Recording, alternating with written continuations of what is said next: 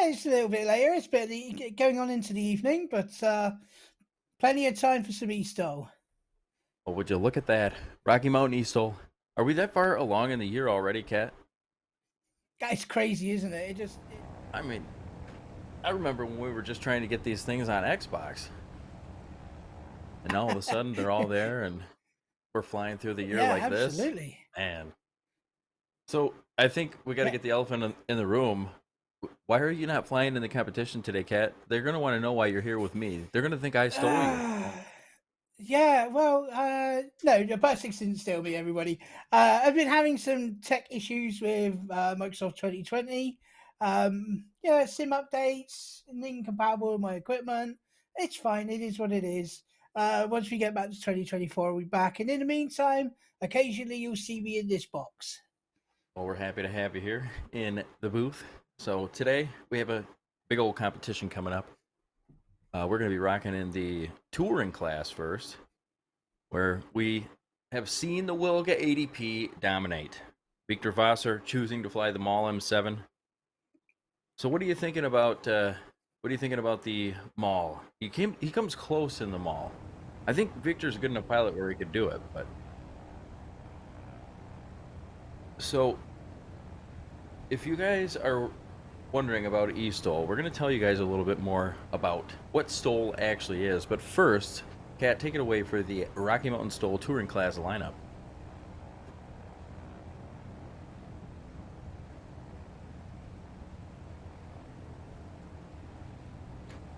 I think we're having a little bit of technical difficulty with Kat's mic. In the meantime, we have Victor Vassar in the Maul M7, which we were just talking about from Skosau, Poland. I didn't pronounce that correctly, but I do care and I do try. Mark Hawkins in the Wilga ADP with the Plymouth from Plymouth, UK, Frozen Alaskan in the Wilga. Tom Smith in the Wilga, and Brown Dog in the Wilga. Brown Dog leading the pack typically in this group. He's always either winning or getting second or third place. Tom Smith always scoring high. Frozen Alaskan, Mark Hawkins. I mean, all these guys have won. The only real zinger here is that Victor's in a different class than he was all of last year. So Mark, Tom, Brown Dog, and Frozen Alaskan, they all know each other. Victor Vassar is the switch in the mix. Yeah, absolutely. The others, they've all been competing each other years now, so they all know each other. Victor has turned up in the mall. I mean, the way he flies that mall is incredible. The way he does what he does, I mean, the way he flies is incredible. The fact that he can keep that mall up with those high power Wilgers is impressive. Yeah, it is. I saw a video the other day of a real life mall, and the guy, you know how the mall, the flaps are rather short on the end, and then you have the Yep. ailerons that are kind of longer.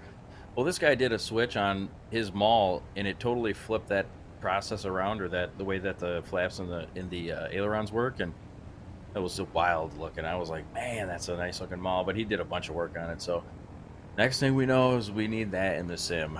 Come on, developers. We need. No, I'm joking. Can't put too much pressure on these guys. They spend a lot of time working on the planes, but man, I wish we could get them faster. I mean, that is just a process of development, isn't it? Especially with 2024. Obviously, a lot of developers are working on that and working on new planes and all sorts. Speaking of new planes, though, Cat, I saw a Cat. I saw some pictures of Cat floating around Discord, and I was like, "No way! What is she in?" And so, I saw the new Chinook is out. It's not the one that's like a replica of Dan's aircraft. That'll be coming out soon, but the one right before that. So it's a little bit of the general aircraft. And Yep. man, I took a few flights in that baby. And Kat, aren't you like part of that? Don't you have a livery in there? Who's responsible for I that plane? I I do indeed have a livery in that. The responsibility goes down to ZRZ Studios. Or CRZ or CRZ. They're a brand new studio. They recently released the Chinook, as you were saying. It's their first plane, and the detailing on the modelling on it is impeccable. I know you're Oh one for yeah. modelling as well and looking at all the details. So, yeah, no, it was absolutely crazy. It's done by two brothers, and yeah, it's a really special thing. They are going to have the Valdez special coming later on in the year, so that's going to be coming as an add-on, and yeah, they're also sponsoring eSTOL, and yeah, they sponsor me as a pilot as well. So when we go to 2024, I'm going to be flying around in that plane for sure. That just makes me happy, Kat, that you get to have a chance to be Yeah, sponsored by a cool company like that. You're supporting them, they're supporting you. That's what STOL, that's what National STOL, National eSTOL is all about, is supporting cool products, and cool products supporting our pilots, and then our pilots giving our audience a great time. So we are going to show you guys, speaking of the audience, we're going to show you guys what is STOL. If you don't know what STOL is, we're about to find out. Crash course in STOL coming in 3, 2, 1.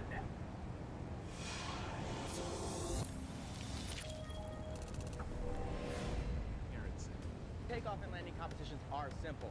We have the pilots here competing in separate classes to get the lowest score possible. As you see behind me, we have the start-finish line. So let's start with the takeoff. This runway is marked with a start-finish line, and as a competitor parks their main gear on the line, they apply power and position their aircraft to get off the ground as soon as possible. Once their main gear leaves the ground, a line judge will mark their takeoff score using the measuring line along the side. This score will be added to the pilot's landing score on this heat. The landing is in two parts. It's either over the line and counted, or if the pilot's main gear touches down before the line, or even touches the line, this heat score is scratched and results on a landing disqualification, and the pilot will have to rely on another takeoff and landing score to get them on the podium. A quick look at our aircraft shows we have two types of landing gear: tricycle and tail draggers. On the tail dragger aircraft, the score is marked from the two main wheels toward the front of the airplane. And for tricycle landing gear, the score is marked by the two main gear in the rear of the aircraft. It's a fierce competition out here, but at the end of the day, it's all about building better and safer pilots in the skies. It's a great day for STOL competitions. Let's get it started.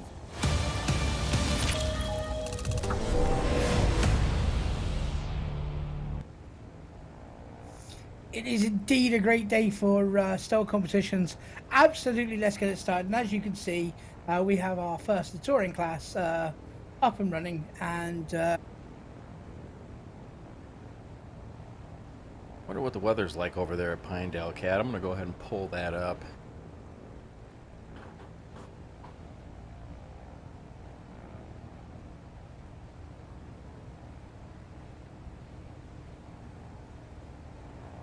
Oh, we have 0 to live 3 weather right knots. there. Yeah, there we go. 0 to 3 knots from 310. Mostly sunny with a high around 83 to 84 and light to moderate winds from the west, northwest to southwest. Not a bad day for STOL, but we would like to see a little more wind. Me, I like wing walkers. I like Skywalker. I like wing walker. Okay, and when we're playing STOL, I want to see the wing walkers. I want to see people holding down those wings. Otherwise, the plane's gonna fly away. That's what wing walkers are.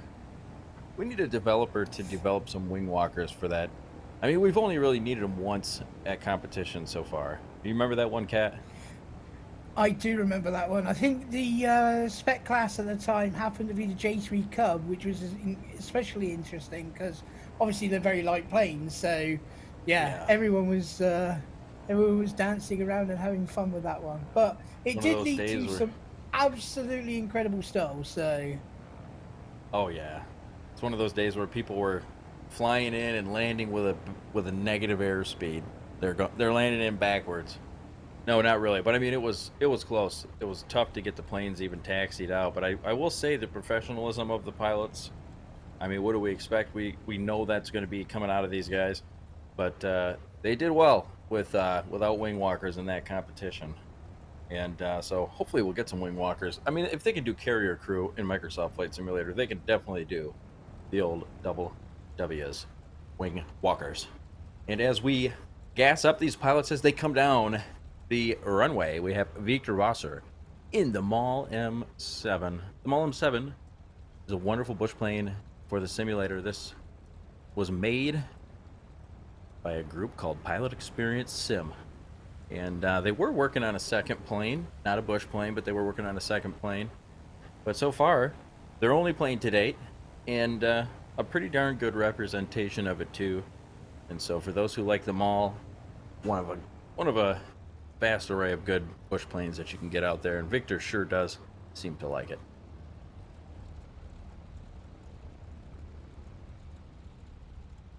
Number 94, Victor Wasser, flying out of Skolkow, Poland. The Polish, known for many great things, like Polish language, Polish hot dogs, and Polish sausages.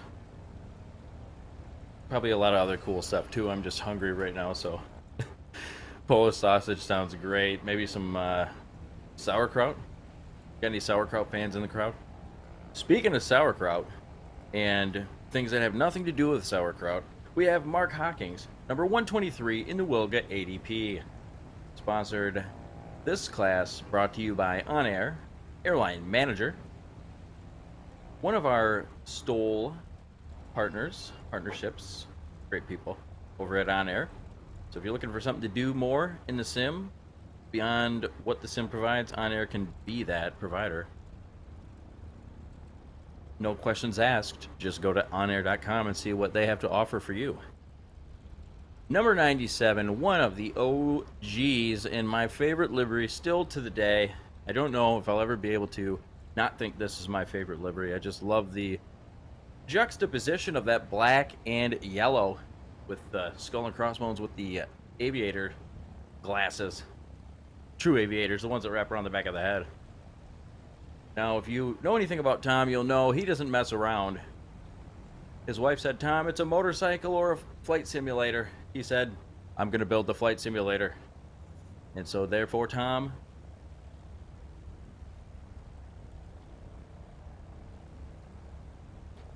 built himself a simulator for the price of a very nice motorcycle. And maybe we'll get a chance to see it if we have an onboard camera today with Tom. You get to see that. A lot of people know about it. A lot of people don't. It's a wonderful, wonderful thing. And I don't really know if the story about Tom asking about the motorcycle and the thing, I don't know if that's a true story. I made that up, but it's a good story nonetheless. Frozen Alaskan, with the patriotism just dripping. What do they call that? Drippin' Pats? Drippin' Patty? They call that patriotism. 1-800-USA. Frozen Alaskan from up in Alaska, real life pilot. Flying that Wilga ADP. He knows what he's doing in the sim and in the world. Whether it be air he surrounds himself with or virtual air, he is the man. Rounding out the pack, back to work, aka the Mike Patey slogan. Give credit where it's due. Brown Dog does have Mike Patey's name or his initials there to give credit for that slogan, because that slogan is Mike Patey's. And another Wilga dripping with Patty, aka patriotism, with references all over, from the jaws on the front of the plane from the World War II aircraft to the American flag on the back. Tattered but beautiful, just like Brown Dog's soul. Wonderful. So there it is, folks. The class, they're coming out. They're going to be showing us what they have here today at Rocky Mountain STOL in Pinedale, Wyoming. Now, this is an interesting place because it's very high in altitude, okay? So most of the times when you see a STOL competition, you're going to be seeing us flying at around 2,000 to 3,000 feet, maybe, sea level, maybe 600 feet above sea level, but you will not often, and very seldom, other than here in Pinedale, Wyoming, are you going to see people taking off at 7,000 feet. What does that matter, you say? Well, it matters because there's very little oxygen compared to sea level if you're talking about being up at 7,000 feet. And all these planes, most of them anyway, are mixture, piston-driven, aircraft. And so they have a mixture, and they have all these other, kind of not really problems, but just kind of detriments to flying way up at 7,000 feet because there's less air. You need air for a lot of things. You need air for the engine to go. You need air for the wings to flow. So, Kat, do we have a microphone? I think I can hear Kat's microphone. Kat, do we have you? I hear you. Let's see. Hello, hello. Ah, you hear me? Yeah, there she Excellent, is. fantastic. I'm back, baby. Kat is back. So, I guess we're giving Victor Vasser #1 start here. See what the Mall can do. And Kat, we have a green flag. Victor Vasser takes off.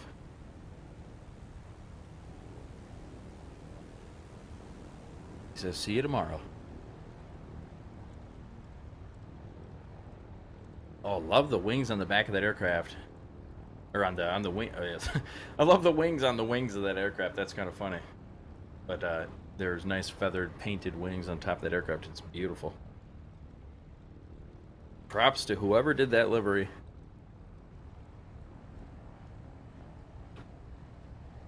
And off we have it. Mark Hawkins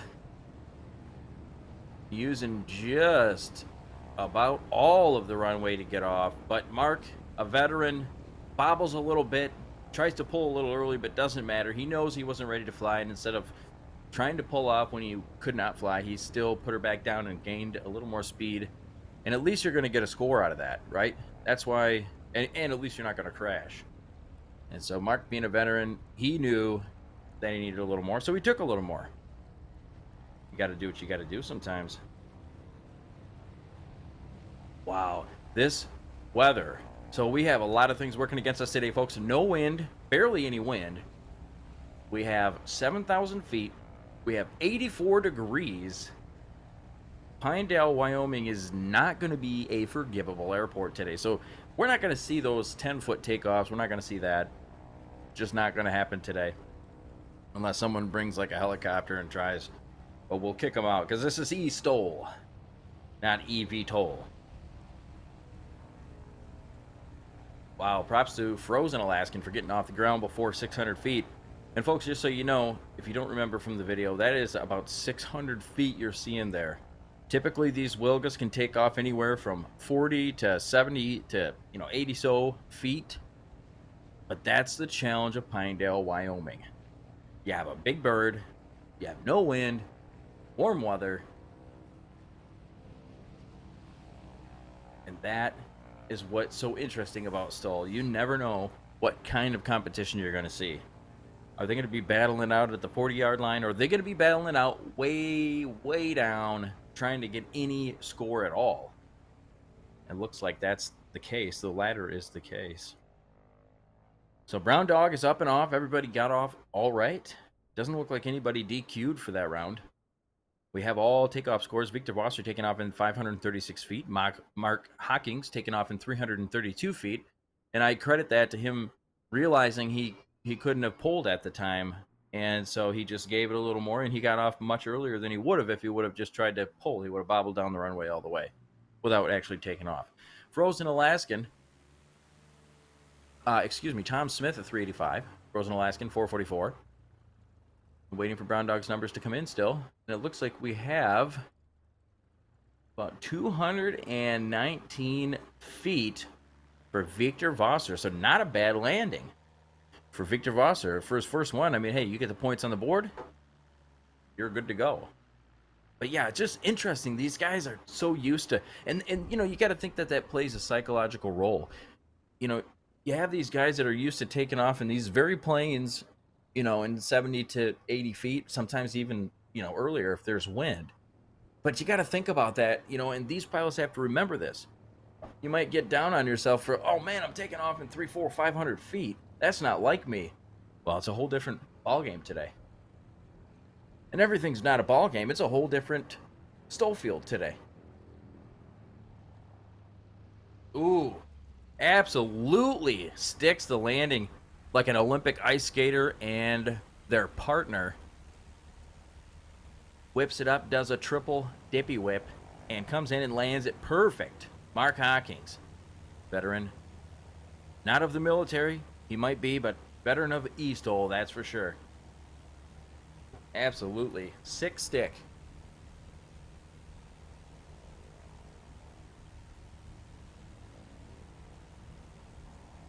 Love the view with the two planes in the background. You have all the pilot skill in the world needed to keep separation between these two planes. Another sick stick landing. Tom Smith just popping it down. He says he catches the line, then he don't know nothing about it, folks. Look at him swinging his hair. And you won't see any concussions out of the landing there, folks. Tom Smith with a perfect, beautiful landing.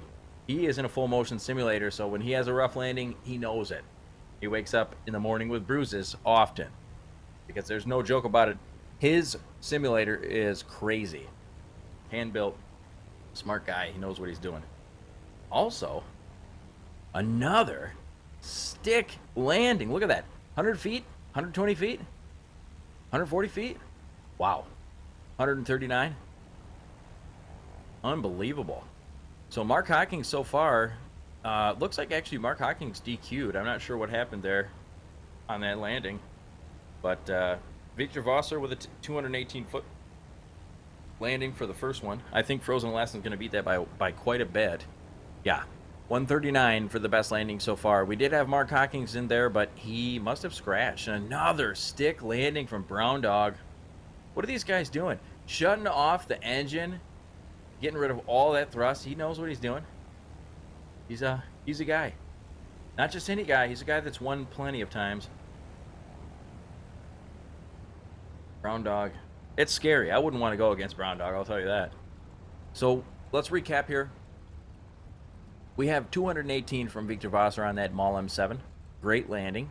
Very competitive with everything. Mark Hawkins with a 134, but also he DQ'd.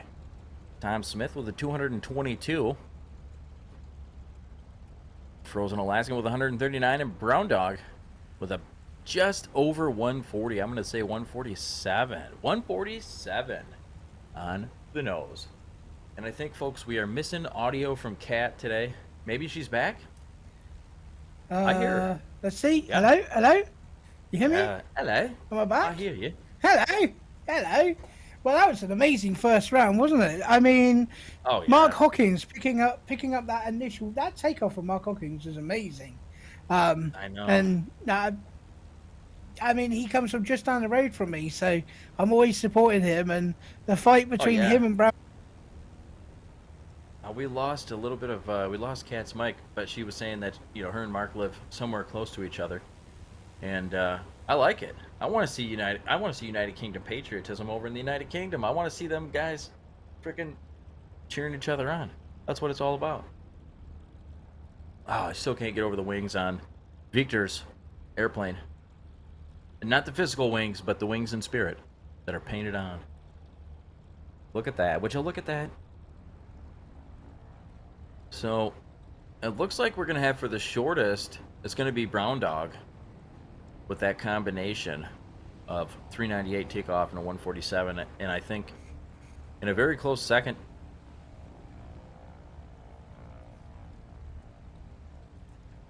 Frozen Alaskan. Seems like it. But Mark Hawkins would be leading the pack if only he did not scratch. I think he scratched the first round. So another couple of great takeoffs, though. Looks like we see Tom Smith now getting ready to take off. Barricus already took off. Mark Hawkins. And you'll see the takeoffs get a little bit better as we go on. So Tom, I think he's going to best his last takeoff score. It seems as if that's so.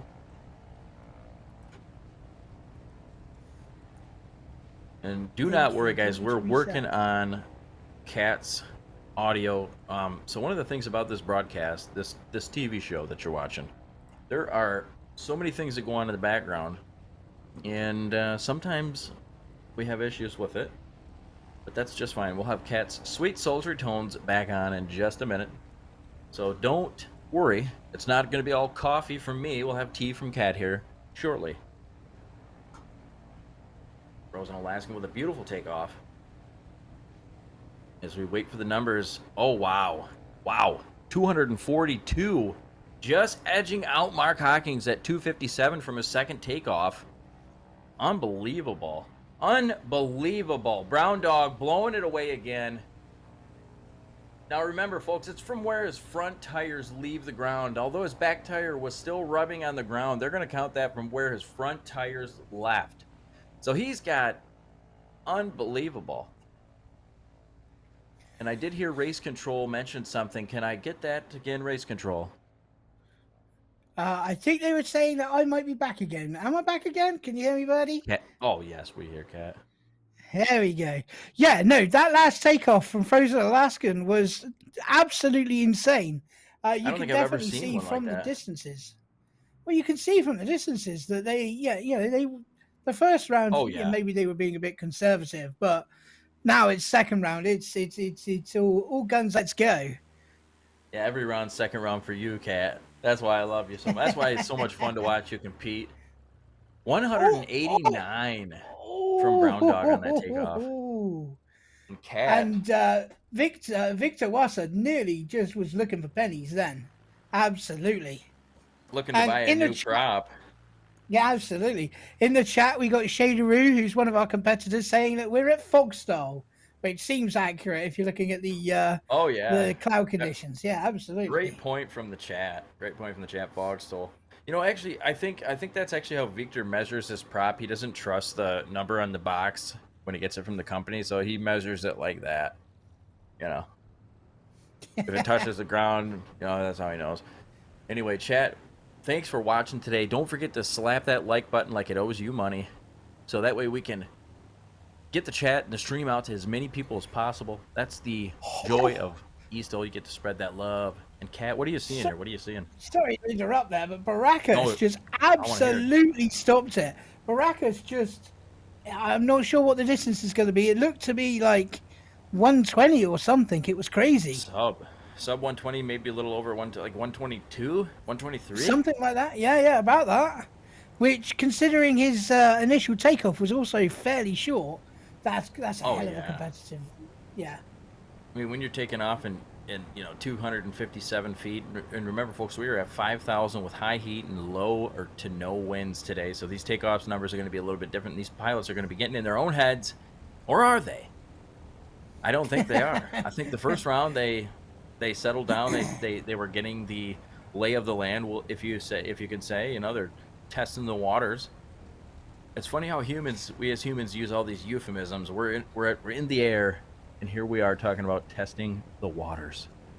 But speaking of waters, there's so much water in the air. That last landing, it did look like Tom carried quite a lot of energy on that. I can understand being in that rig. I wouldn't want to be slamming it in either. No. Yeah, he did. I felt like it was like a seriously high alpha, just coming in, just a lot of power. You see that big bounce there? That is not accurate to what would actually happen in real life. That is a glitch in the sim, unfortunately. Somebody filled his tires with helium and bouncy balls. 25 cents a pop from your local restaurant. I do love watching the Wilgers do their style. The high alpha, dragging the tail in the grass. Again, you can put the tail on the ground. That's not a problem as long as you keep those mains in the air, get those over the line. But yeah, it's always very impressive to watch these big birds coming in. And as Mark comes in, it could be a scratch. Is that a scratch? Brown Dog turning off the engine to lose that thrust. One of the only pilots doing that right now, and that's a real life thing. People do that in real life, aka Hal Stockman. I've seen Hal Stockman do it. As Brown Dog came in, though, I couldn't stop but thinking about his last takeoff, and then he scratches possibly. So that last takeoff may not have counted for anything, but I'm telling you what, I've never at least seen it or paid attention enough to see someone taking off with their back tire still on the ground. And don't you deny that I have tried it hundreds of times. Yeah, and that's been called as a scratch. And I'm just looking at the data here, and that's a scratch of 2 feet. That's how close he was. And by the way, earlier on round 1, Mark Hawkins scratched, and he scratched by 1 foot. So these guys are really going for it. Oh yeah, this is exciting. Someone cue up the Josh Groban and raise me up, son, because Jesus, this is a beautiful competition right here. These guys are going at it. I got a buddy who got married over the weekend, and he always used to sing Josh Groban, "You Raised Me Up" at karaoke, and sure enough, at his own wedding, he karaoke Josh Groban. So not only did he do it to troll everybody through his whole life, he did it to troll himself. What a guy. So here we go. Baracus is on. Everyone's at home singing, "You Raised Again, Me up Up." early. You see them roll slightly there. That's to pop a wheel off and yeah, get that plane flying before it's not quite ready to be flying. So these guys are really pushing the edge of what these wheelers can do. I'm just gonna say it now, chat. Don't email me when you can't sleep tonight because Josh Groban's stuck in your head. Just joking. Tom Smith in the Wilga, taking off in an alienic, if that be a word, length. If it wasn't, it is now. Yes, gravitic propulsion. I don't know if he touched back down, though. To be honest, Kat, he might have touched back down. And so we'll be looking at the numbers to see if he, in fact, touched back down. It's hard to tell. You know, these guys judging. By the way, we do have a guest judge in today. Young 80K, a.k.a. the man, the myth, the legend, 80K's son, came in to help out today. So big shout out to 80K's boy for coming in and helping us out. I mean, he's basically a man nowadays, but nonetheless coming in to help out. So thank you. Brown Dog getting ready to take off. Yeah, he's got his last round, so he's definitely going to be full attack on this one. You can tell. Oh, pulled a little bit too early. On takeoff. Yeah, just a little bit too much too soon. Yeah, that's going to hurt his distance, but not by a huge amount. He's still Brown Dog and Frozen Alaskan both took off with 233 feet, exactly the same distance. That's pretty damn good. You know, seeing as one of them, you know, went back down like that. But you know, Frozen Alaskan and Brown Dog, their numbers have been pretty similar all competition. I mean, not too far apart, really. I mean, all of the Wilgers have been fighting neck and neck. And here we go. Here's that. Really, Victor Wasser. Really fighting to keep that off the ground. Oh, he didn't keep it in the air. That's a shame. You know, you got to give him credit for trying. You know, the one thing I noticed about Victor, you know, Victor's a great pilot. He won all the time when he was flying the 170B, but they got rid of the 170B, that particular version, so nobody's flying that particular version anymore. It was just too unrealistic. Great plane, and there's nothing against that plane, but I mean, it's just, you know, we have to try to keep this as realistic as possible because the goal is not to be, you know, some wild and crazy, you know, like NFL Blitz type of game, if anybody remembers that blast from the past for like Nintendo 64. You know, we try to go more of the Madden route instead of the NFL Blitz type of route. And great landing from Barracus, just over 140 feet. Yeah, it's a lovely landing, that is.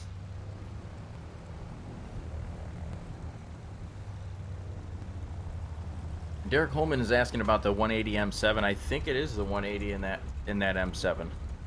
It's made for the simulator by Pilot Experience Sim. You can get it right in the store, right in the simulator store. But yeah, this is very similar to real life. I mean, you know, I will give you guys a little tidbit from the past. So last year, we actually had the FAA called on eSTOL.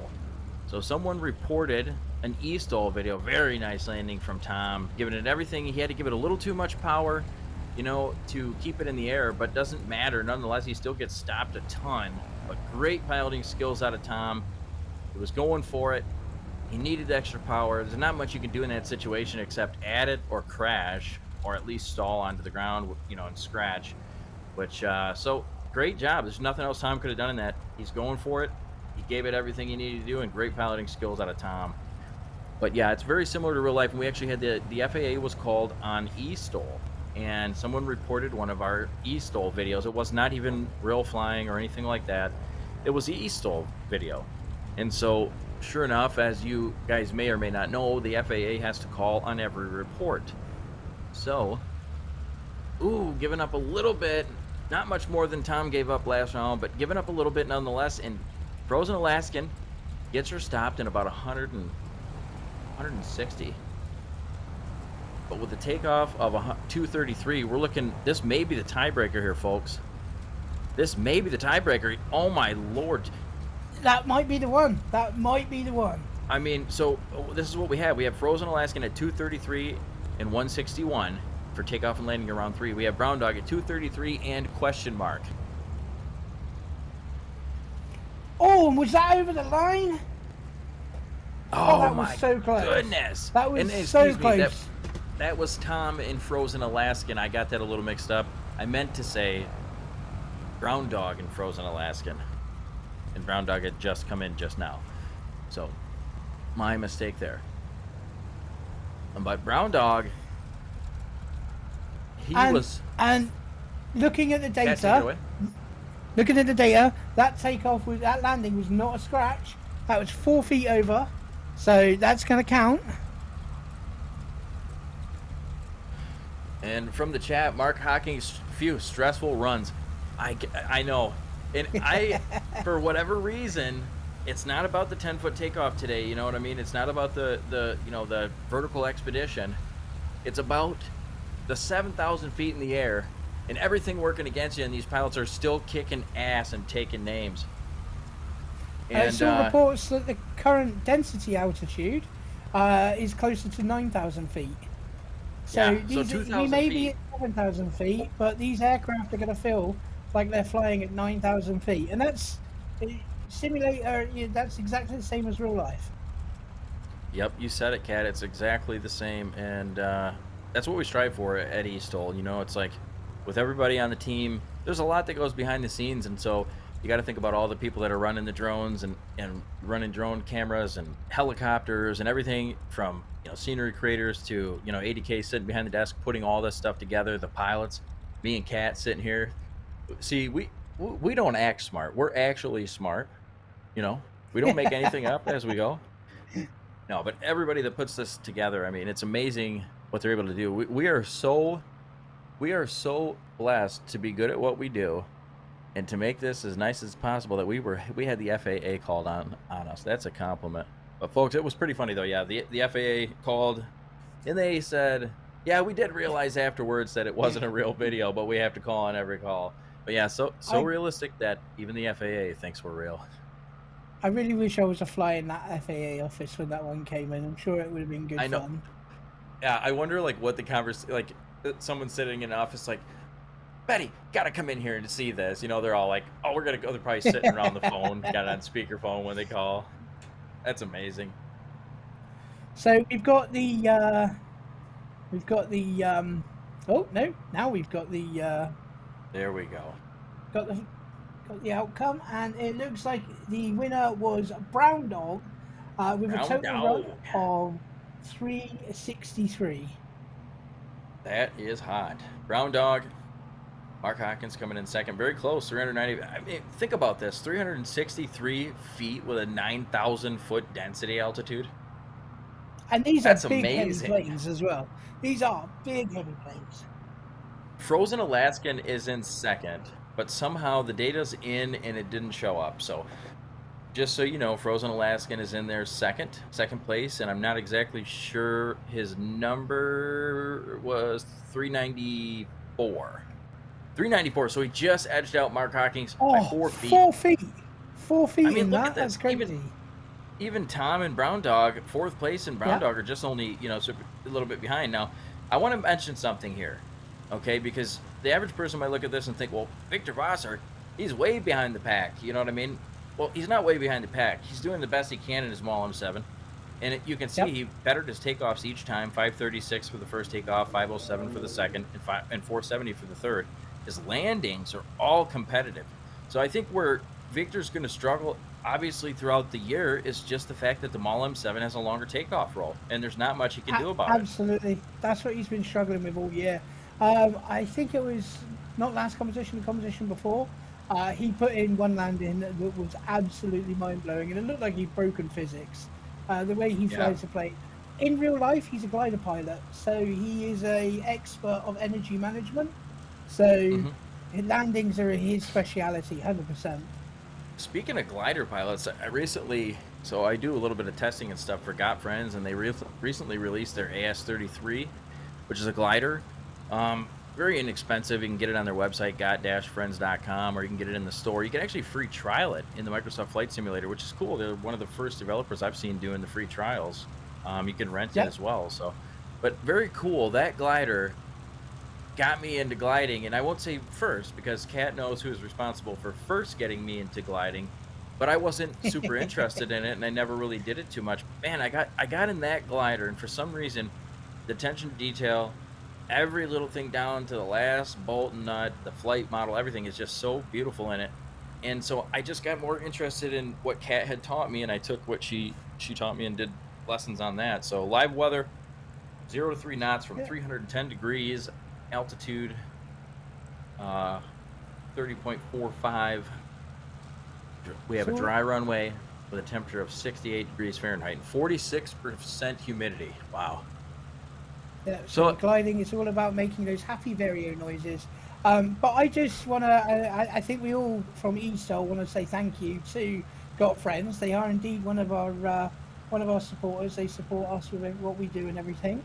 I mean, the yes. bush scene wouldn't be the same without them. You know, like Nope. the work they've done. They're the ones who that beautiful Wilga you saw flying. They're the ones who worked with that. The some of the planes you'll see in the later classes, I've got friends planes as well. They are key to bush flying and eSTOL as well. Yeah. In my world, there's two names that are, and there's a ton of names out there, but I mean, there's two names that are quintessential to bush flying and Microsoft Flight Simulator, and it's not about which one was first or which one was second. I don't even know the answer to that. The point is that it's Got Friends and Parallel 42. Those two developers are, Parallel 42 will tell you we're not a plane developer, but they develop all kinds of stuff for bush flying. And, Got Friends supplies a ton of planes for bush flying, and Parallel 42's got a new one coming out really soon. I can't wait. So those two are the quintessential bush developers. And then you have all kinds of smaller developers, like we saw the Pilot Experience Sim All M7, or we talked earlier about the CRZ Chinook, which is awesome. It's one of those videos that I wanted to make a 20-minute YouTube video about, and it ended up being 40 minutes. And then I went to edit it and realized my microphone was muted. So I have to redo the whole video. And it was one of those videos where you just knew it was good. But either way, there's a ton of good names, and we're not leaving out anybody. There's a ton. We'll talk about them another time for sure. But anyway, Talking Rocky of Mountain yeah, eSTOL. talking of good bush planes, here we come with the backcountry class, and we have LBR Gate, Little Black Rain Cloud. He's flying the Carinado 170B. Byron Bowman in the same 170B. Now, this again, like you were saying earlier, this isn't the same 170B we were using last year. We were using one from a different supplier, a different developer. But this one is a bit closer to reality. And behind both of those is Cedric P in the Husky A1C. And Cedric is one of the fundamental guys here at eSTOL. He does a lot of people's liveries. And he's also the author of the eSTOL training tool, which is also where we go when we want our data for landings. So that's all down to Cedric as well.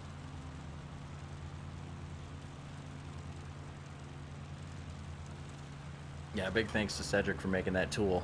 I still have yet to master reading it. I seem to be able to figure it out in the very beginning, and then as time goes on, I lose, like, I don't know how it happens, and it's my fault because it's a very well-made tool. It's just my fault for not using it as much as I should. But I can only use it a couple hours a month, and then other than that, I don't really know where I would be able to see that thing and kind of track people, because there's a ton of people flying on it right now. But as the month goes on, their practices are spread apart, so it's like hard for me to figure out. But I do need to take a crash course from Ced, and he did reach out to me and offer, and so I just need to get back with him. Yeah, so here with the Gulf Oil Racing colours, we have Little Black Rain Cloud, and as you see on his flaps, it says "Don't panic," which is a subtle reference to one of my favourite books. and yeah, great And place. Kat, I want to say this is going great. I feel very, very great about broadcasting with you today, and it's cool Oh, because thank you're you. not always broadcasting with us, but it seems like every time you and I broadcast together, it just flows like melted butter, and I like it.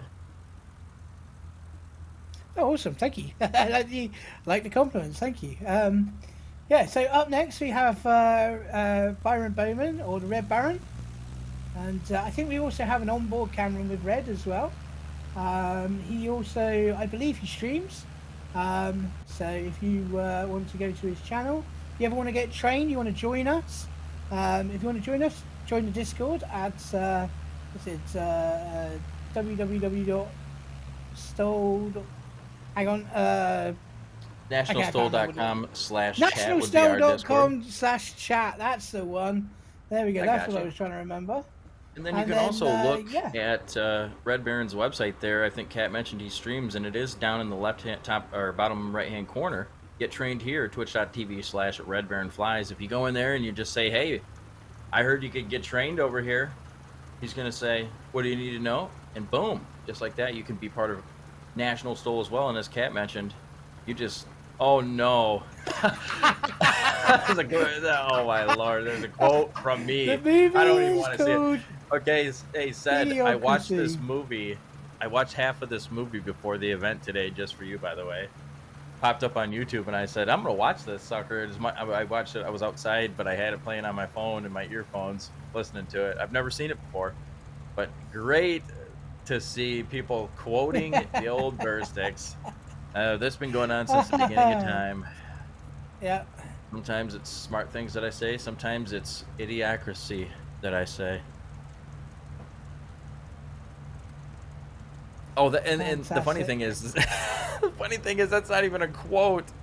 He's making fun of me for not paying attention, so he puts it on the side of his plane, and then here I am not paying attention, thinking it's a quote. Oh my god! Oh dear, I was going to say something, but I was trying not to laugh too hard.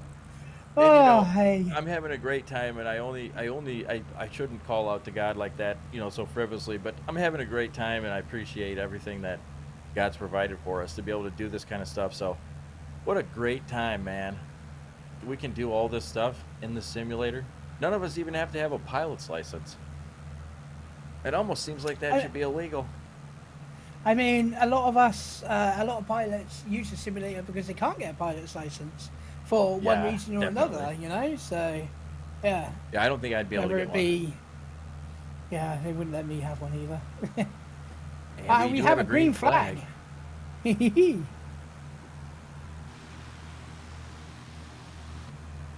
The green flag wags. Listen to those boys. They just don't. They hate. What do they call that? They hate dinosaur bones. They have a thing against dinosaur bones. Listen to these guys. It's Yeah, like when those you pull up to the Harley. engines are roaring for sure. It's like when you pull up to the guy on the Harley at the stoplight and he's just revving it up for no reason.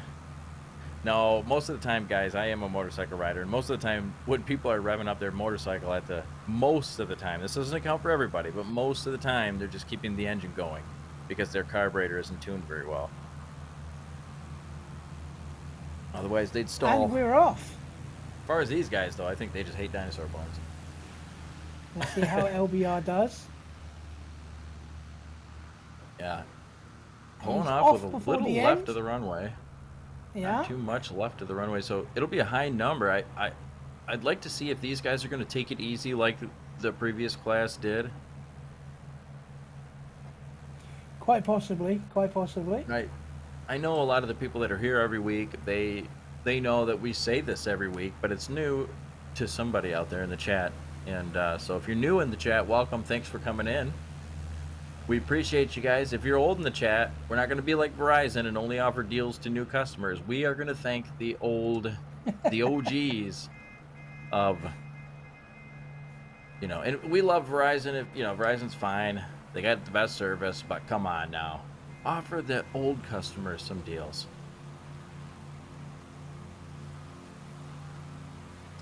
Okay, let's see how this Husky compares to the 170s.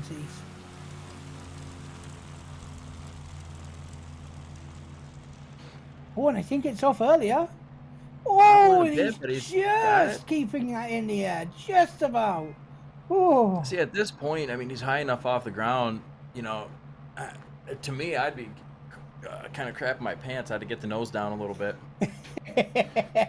You yeah, know, there's definitely a well, change of underwear needed with some of those takeoffs for sure. yeah, and this is not to take away from Cedric. He knows what he's doing. He's in the plane, but for me, it's like, well, wind stops flowing at some point over the wing, and you are screwed. So you need to get the nose down a little bit, and that's just in my head. But Cedric knows what he's doing. So what am I talking about? I'm in here sitting soundly, safely on the ground, and they're up flying in the simulator. So what am I gonna say? But I think that's It's the kind really of thing that nice keeps to us on our have seats. it's really nice to have the onboard camera from Red Baron, seeing what the pilot Yeah. sees. I wonder where we typically have a few onboard cameras throughout the event. A lot of pilots today. A lot of pilots. If you want to be one of the lot of pilots, you can join National STOL. nationalstol.com/chat. If you want to get trained before you join the Discord and then go on over to Red Baron's Twitch channel and he'll teach you how to fly. If he's live, you just ask him. He'll tell you. And Oh, bush hold flying. it off! Oh, sorry to interrupt with that, but LBR For that, you absolutely can interrupt me sneaking it anytime. over the line. Yeah, that was a I'm nice. not sure That what was a the nice landing. touchdown on that was, but yeah, that was well held off. It looks like he's at the first red line, so I mean, he didn't he didn't lose much. I mean, he might have landed over the line a little bit, but I mean, getting her stopped in short order. Now, I've watched several of Red's landings, and they do always tend to be exciting. So let's watch this. Oh, And and no, it's a go around. we did notice the taxiing took a little bit to get off the field. Maybe the scorer was trying to get the score down. So, what do we say? We say best kind of flying is the safe kind of flying. Byron Bowman choosing to go around. Smart move from the pilot. Cedric P now has all the time in the world to get landing. Comes in with a slip. A lot of power left in that plane. A lot of energy. Drags a lot of energy into that. Actually, I noticed some rubber banding. It looks like he may be having some internet issues connecting or something like that. Because to me, it looked like he had less power, and then when it shot forward like that, that's just a simulator thing. Sometimes internet connections can be that way. It's like when you're trying to load your cat videos and they're not loading. You're like, this is a 10-second video. It's 2025. But it still doesn't load. So some people ask why we don't have many planes in backcountry. And at the moment, the field for backcountry is fairly small, but we do have something exciting up and coming. Can we talk about that? Hangar Studios, yeah. We can talk about Hangar Studios. Yeah. Yes, we can. So, yeah. And I'm only asking because I didn't know what it was. And now I know, but I wasn't asking, yeah. But yeah, Kat, tell us about it. So they released recently the new Scout, and it's absolutely gorgeous. It's a great backcountry plane. It's a great bush plane. It's going to be amazing for STOL.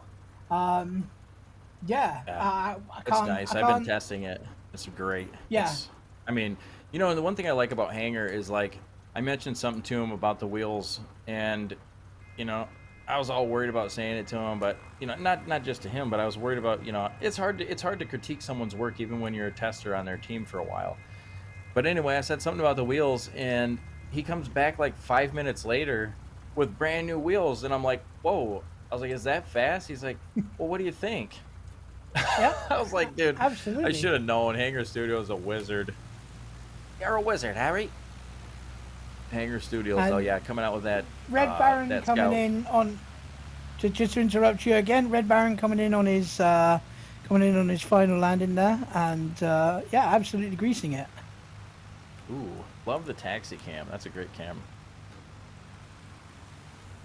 Yeah, so that Scout. For those of you that are unaware of what a Scout is, in the real world, the Scout is close cousins with the Cetabrias, what's it called? The Aranca, or the champs, you know, those kind of things. Um, but what the Scout is actually marketed as, I don't know if this is official, but like if you watch any videos about it or you watch any of the guys that sell that plane, they basically market it as a poor man's Husky. It's basically, you know, it's essentially a Husky. It looks similar, very similar to a Husky, performs like a Husky, and but it's like half the price in the real world. So that's where the draw to that plane is. It's a very high performing aircraft for half the price of what you'd pay for a Husky, and probably a third of the price of what you'd pay for something like a Cub. Or it could be the other way around. I'm not familiar with the pricing on those, but I know the Scout is very well priced compared to some of the more expensive top of the line aircraft, and the Scout is a top of the line aircraft. Its quality is just as good. It's got a whole bunch of features as well, from what I've heard. Yeah, yeah, I like that. Hanger builds on, you know, he builds on his previous stuff, so like he'll release something with features and then, you know, continues to add the back into his, you know, newer items, which is great. You know, in Hanger, I think, you know, he's just a regular dude. He's just like I think he's a, with a grain of salt, I think he's just a single dad, just building planes on his spare time. And from what he's come out with, I mean, he's got like 5 or 6 planes already. He's got I can't think of the name of the first planes that he did. He did some of the same. What the heck is that plane called, Cat? The L. I'm not sure what I have plane all you're of them. I just referring can't to. think of the name.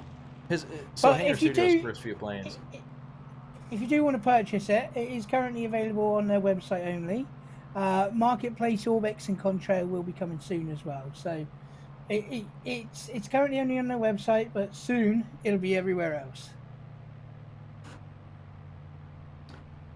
The Piper Pacer just released and is in testing for backcountry. Jesse Dobbins, give me some more info on that in the chat if you could. And chat, don't forget to hit the thumbs up button. Currently, we have 36 watching and only 4 likes on the video. So, not that you have to, but it does help spread the word for eSTOL. That's how we grow. That's how you can help us out. Is you can smack that like button, smack it, tap it, whatever you do. You do you. But smack that like button so that way we can get eSTOL spread around the world. I know I was mad when I found out about eSTOL, but not because it was, you know, not because I didn't like it, but because nobody told me about it sooner. I was legitimately mad. I was like, dude, nobody told me that this existed. I started calling people like, hey, why don't you tell me? They're like, I didn't know you didn't know. Well, So we got spread the LBR word, coming spread in the now. love. LBR coming in. He gave up a little bit of distance, but he buried quite a lot of his energy into the ground. He's trying to go. Ooh, that tail comes up at that point. Yeah, it's a little bit scary. Yeah, he carried a little bit of distance into that one. That's the fun of it. It's beautiful. TL3000, Victor says. The TL3000, is that the, are you referring, Victor from the YouTube chat, are you referring to the Sirius, the one that's out, or are you talking about the new Sirius bush plane that that our buddy, oh gosh, I can't think of his name. My recall is not very good. Sorry to interrupt you, but Red Baron absolutely crunking that one in. Yeah, it's a good thing that that guy is flying with us because he's always a blast to watch. Yeah, absolutely. It's a good job also that he is a real life aircraft mechanic, because I reckon that those suspension struts need a check. Yeah, at least they'll at least need a check. And we got Cedric here. Cedric here sliding it in, trying to burn off as much energy as he can. Unfortunately, he didn't get it all dragged in. It stopped quick enough. You know, with all that energy, I mean, like, all he's got to do really is just try to come in a little slower. But I mean, I think this is the last couple of weeks we've been saying this, or you know, I was here last event at least, and I remember talking about this. And I think maybe the problem is that he just can't get the plane slowed down enough. You know, the stall speed might be a little too high, and he's not able to slow it down enough. I mean, you can see he's coming in a slip. He's trying to do everything he can to get it slowed down. I mean, he's using the body as essentially an air brake when he's tilting it to the side like that. But he's still coming in with a lot of energy. So at this point, I don't think it is a pilot error or any pilot issue. It's not probable. I think it is probably just the way that the plane is, and so he's gonna have to try to either figure out how the heck he can get it slower, or he's gonna have you know I guess learn how to stop a little slower with all that power. And that's not that's not a bad thing. That's just something that Cedric is actively working on as he goes through. That's the fun about this, is that even when you think you are proficient, there's still ways to shave off a little bit, and then also you got to deal with different winds, different density altitudes, all this other stuff, and that's what makes STOL so interesting for me, is the fact that there's just so many different things. It's kind of like golf. Like people think, oh, it's just golf. You just whack this little ball around and get it in the hole. How hard could it be? But when you actually get into the nuts and bolts of golf, I mean, you got different balls, different clubs, different grasses, different altitudes of courses, which it probably doesn't matter too much in golf. But I mean, there is, because weather can be affected, all this other stuff. So it's a single person sport like golf, STOL is. There's so many different little things that cause you to change the way that you would play or fly, etc. So there's really a lot of comparisons to golf. The only comparison that's not the same is that this is much more interesting to watch on TV than golf. No doubt about it. I am not just saying that because I'm biased. I'm saying that because it is the truth. We do have the Armady on the YouTube chat cheering for Cedric, pumping him up. Let's go, Cedric. Go, Cedric. I love to see the chat cheering for their people. So Jesse Dobbins mentioned Lionheart Creations released the Piper Pacer and the Dry Pacer on the MSFS 2020 and 2024 marketplace. It's a short wing Piper with a wingspan of 29 feet. Interesting. Piper Pacer. I feel like I've heard of it. It's just, like the Piper to me is like the Cub of the, GA world. Like there's so many Cubs, and when I first started understanding about aviation a little bit, I was like, man, how many Cubs are there? And the answer is nobody knows. It's kind of like the with the answer Pipers. to that is yes. There's just so many of them. It's crazy that there was a market for all those different Pipers, But I guess the difference would be, obviously there's a big difference that most of the Cubs are, that started out as a Piper back in the day, but most of the Cubs are, built after the same model because Piper did such a damn good job at making the very first bush plane, or one of the very first bush planes, that like still today they're modeling planes off of that original body and wing. Absolutely. If it works, it works. Yeah, definitely. If it works as good as it does, I mean, what are you going to do to change it? So little tweaks here and there, and that's why you see so many Cubs. Able to keep it on the runway. Oh, didn't even scratch a wing. I wouldn't say I don't know. that's I think the that was a written scratch. touch. Oh, and a spin, unfortunately. Yeah, he's going to be issued with a warning from that one at least. Yeah, that was a high energy landing. I saw light between the wing and the grass, and the grass is, like 4 or 5 inches long. So I did see light between the wing and the grass, but that's not up to me, Kat. That I can't call that, right, Kat? We got to leave that to the freaking. That's what race control's for. Yeah, we don't get paid for that. Oh, and Red Baron getting it stopped before the 200 line. That's amazing. That's the shortest landing we've seen from the backcountry class so far. So, yeah, final round, Red Baron is. And Cedric doing a go around? Cedric doing a go around, and I hope Cedric does not rush. Again, we don't want Cedric to feel rushed on his go around. We want him to have as much time as he did. So that's one of the things that you battle with on a go around. And Kat, maybe you can speak to this, but you ever had to do a go around and then just felt like I'm the only plane in the damn pattern, I gotta hurry up and get back there, and then you get back too fast and you don't even think about it and you screw up your landing? I don't know if you've ever done it, but I'm just asking. I have had a situation a little bit like that where I felt like I needed to rush round. But the guys we have doing air bossing and ground bossing, looking after us while we're up in the sky, they're so good that they'll talk you round, and before you even know it, you're feeling fine. It's just go around, come back. Oh, that's again. cool. Yeah, I forgot about that. No, absolutely. That's one of the most intriguing things when I did a practice with you guys and I joined in and was in the communications with you guys in the pattern. That's just so cool. Like people watching at home, they don't realize that we do that, unless we talk about it.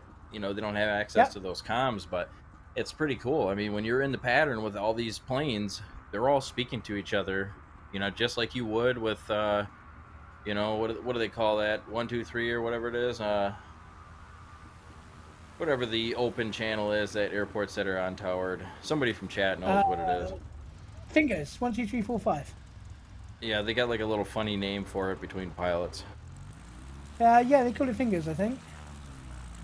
Yeah. But so Cedric coming back, and just Oh, like he never Cedric, went around on at that all. one, when he came back, he managed to get a good landing that time. In fact, that was his best landing by almost half. So that was excellent. Yeah. Beautiful livery. I still got to finish watching that movie. Burstix. He literally puts it on his plane. I'm such a bad listener.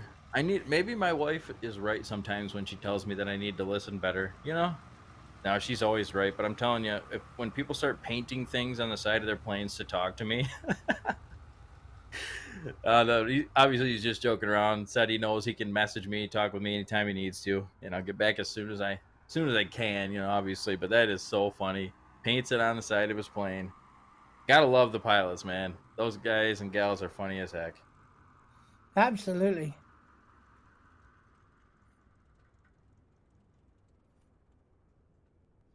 So we want to go to a quick message from some of our partners and sponsors. Let's take a look at that scout that we were talking about. We'll take I a look think at it just I think after results. once we'll do the results first. Let's Yeah, good let's let these idea. Yeah, pilots you know tell how 'em. they've done. There we go. And once you've done, I mean, we were talking about Hangar Studios, so once you've done that, we'll get a little video from them. Do you want to run through the results? Cat, take it away. Oh, okay. So up first, Red Baron, Byron Bowman, with an absolutely crazy landing of 194. Best run is total was 692. LBR following up behind with 716, with a very good landing as well, and actually a better takeoff, but not done together. And then Cedric P following up behind with 843. Was struggling on some of his landings, but he nailed that last one, landing at 283. So 1, 2, 3, a red LBR and Cedric P. Yeah, you weren't joking when you were talking about Byron's landing. That is I mean, that's damn short for the plane and the density, altitude, and all that stuff. I mean, what are we Absolutely. saying here? So now we'll go to a short little video of the Scout, and then we'll, so this is a new plane. It's coming out pretty soon from Hangar Studios, and then we'll talk a little bit about on air after that. So It is let's out on their go to website. this. Go to a quick commercial. Oh, it is out. Okay, yes. Good to know.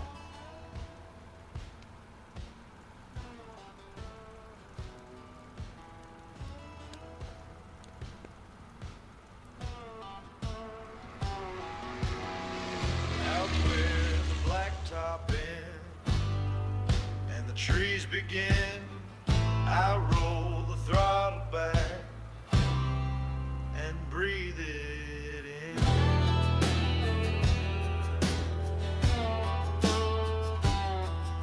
She don't care for comfort, she don't care for speed. She's built for the rough stuff, just what I need. No tarmac welcome, no tower call, just gravel, wind,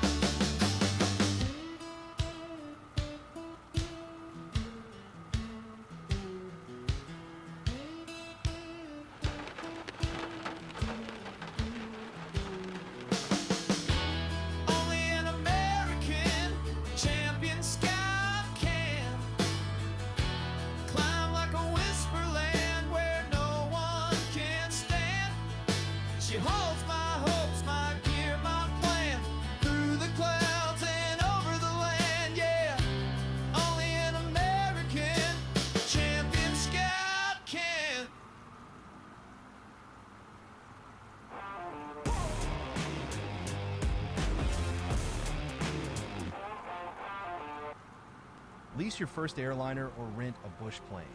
The choice is yours. With over 2 million pilot flights logged from Microsoft Flight Simulator, X-Plane, P3D, and FSX, and 8 million AI flights, you're joining a truly immersive world. Navigate a dynamic economy. Manage airports, build fixed base operators, share assets, and hire a crew. From buying, renting, or leasing aircraft to tracking your finances, On Air has the tools to help you grow. Explore a persistent MMO world that runs in real time. Manage charter flights, create virtual airlines, and develop custom routes. Whether you're delivering cargo, transporting passengers, or managing your very own airport, you can optimize every aspect of your operations.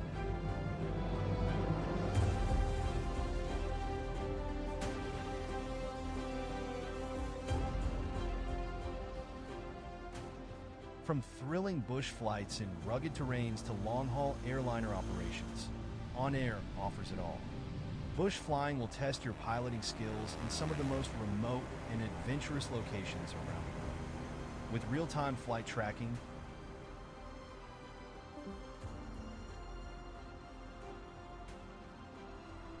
custom scoring, AI dispatchers, and crew management,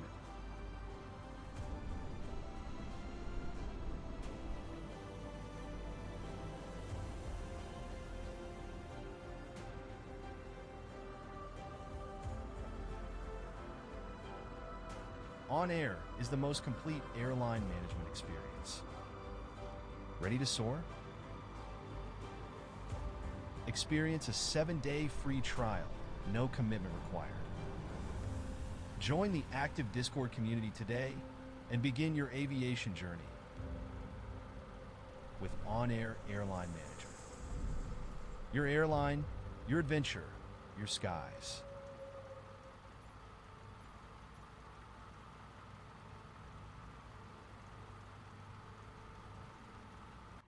On June 23rd, our National STOL community was dealt a devastating setback. The National STOL truck and trailer, which contained all of the event equipment, merchandise, production equipment, and every item the National STOL owned, was destroyed in a fire while in transport from Moses Lake. In all, more than $160,000 in equipment was destroyed. This included everything from the computers, the cameras, we used to broadcast, to show you home. Yeah. This included everything from the computers and cameras that we use to broadcast the show you at home. VHF radios that we use to communicate, to the cones to mark the start finish line. These items were not covered by insurance. We are asking for your help. We want to be able to continue to provide you the absolute best experience that we can. You come to know and love. If you consider donating your funds to our GoFundMe or items to help us rebuild, every bit helps. We want the show to continue. Since 2020, we've grown a social media audience to over 450,000 people, with over 95 million views last year. We want to continue expanding the world of STOL and bringing more and more aviators to general aviation. With your support, we can. Thank you.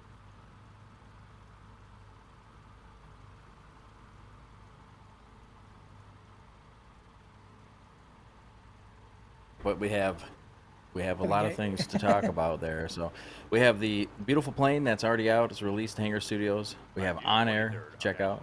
It's surprising that you'd be surprised, but a lot of the bush pilots like to do airliner stuff on the weekends. So check out On Air, and then also, I think Also, Kat, what were you on gonna that, say? on Air, we actually have our own eSTOL virtual airline, and it's not all airline stuff. There's also bush flights, and ADK can fire you up for all sorts of stuff. So, yeah, we have our own airline if that's your bag. So you can fly for eSTOL without actually flying in Absolutely. eSTOL. Nice. I So if you're think an what they On-Air do is user, I think what they do is try to simulate, for example, if you was to be bringing a part from the Valdez for the Valdez special up in Alaska, or sending stuff around for National STOL, or these sorts of things. So it's good Right. fun. yeah.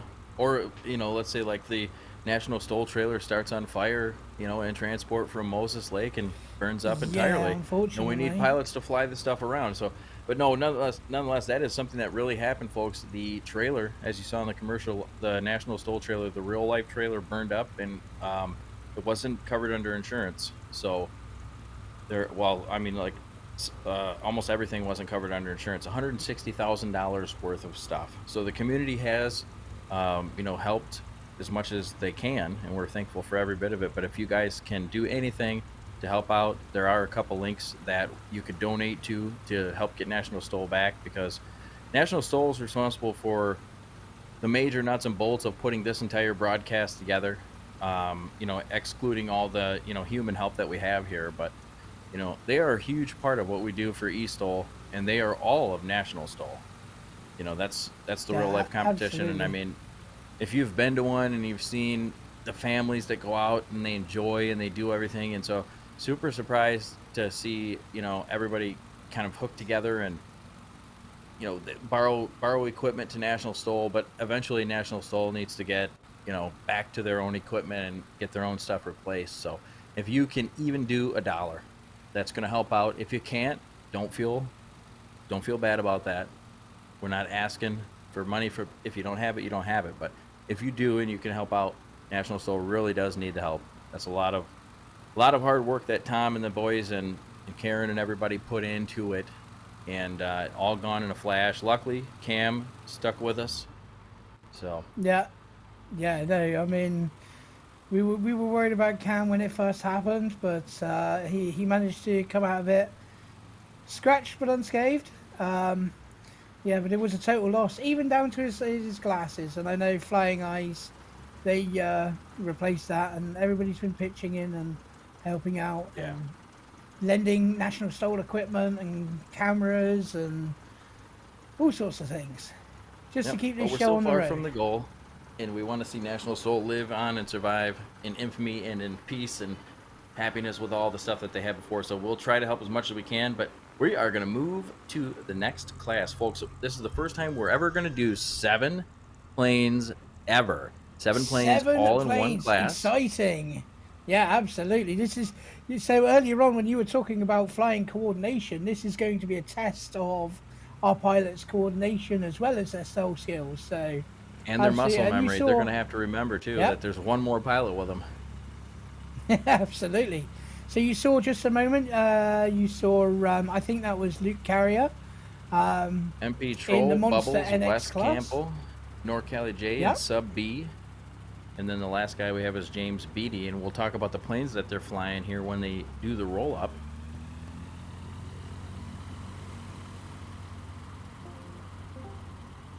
So we also have some really interesting liveries in this one. Um, so you'll see MP Troll is in his new Australian livery, which is really cool. Another one by Cedric P, I think. Yeah. So here we have Bubbles. Bubbles is one of our newer pilots. I think he started, I think his first round was last time. Unfortunately, his first takeoff ended up in a nose over, left his handbrake on or something. So it's happened to the best of us. So let's see getting him up in the air this time.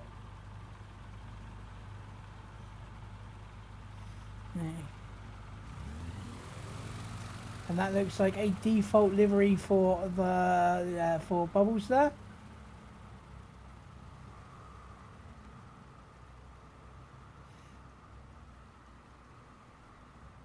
And up next we have Wes Campbell in the Parallel 42 Kit Fox.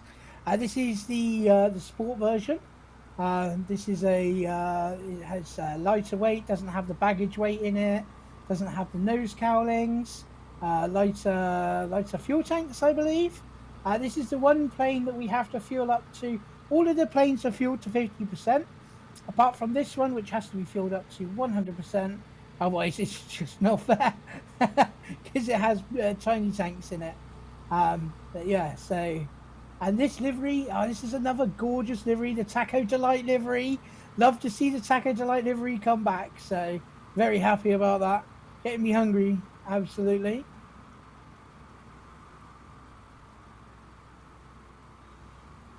It's really good to see Taco Delight back again.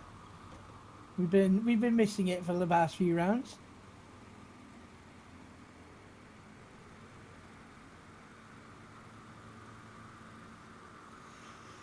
And up next, when he finally gets here,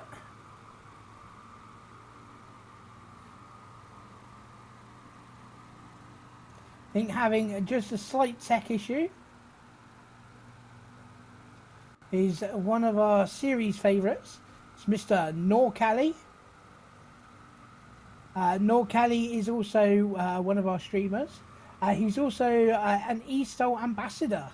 So if you have any questions at all, hop into one of his streams and say hello and say, what's all this eSTOL stuff about?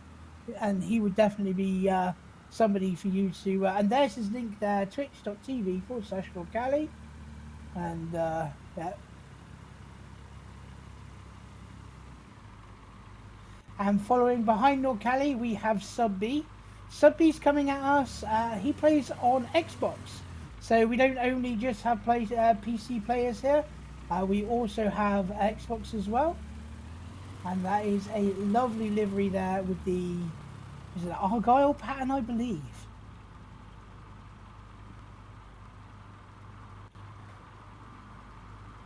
Another gorgeous livery.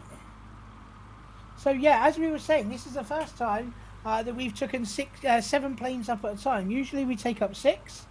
And the timing is usually worked out for that. I'm sure they have compensated for that. So this is going to be a really busy round. Lots of takeoffs, lots of landings. Unlimited class coming up next.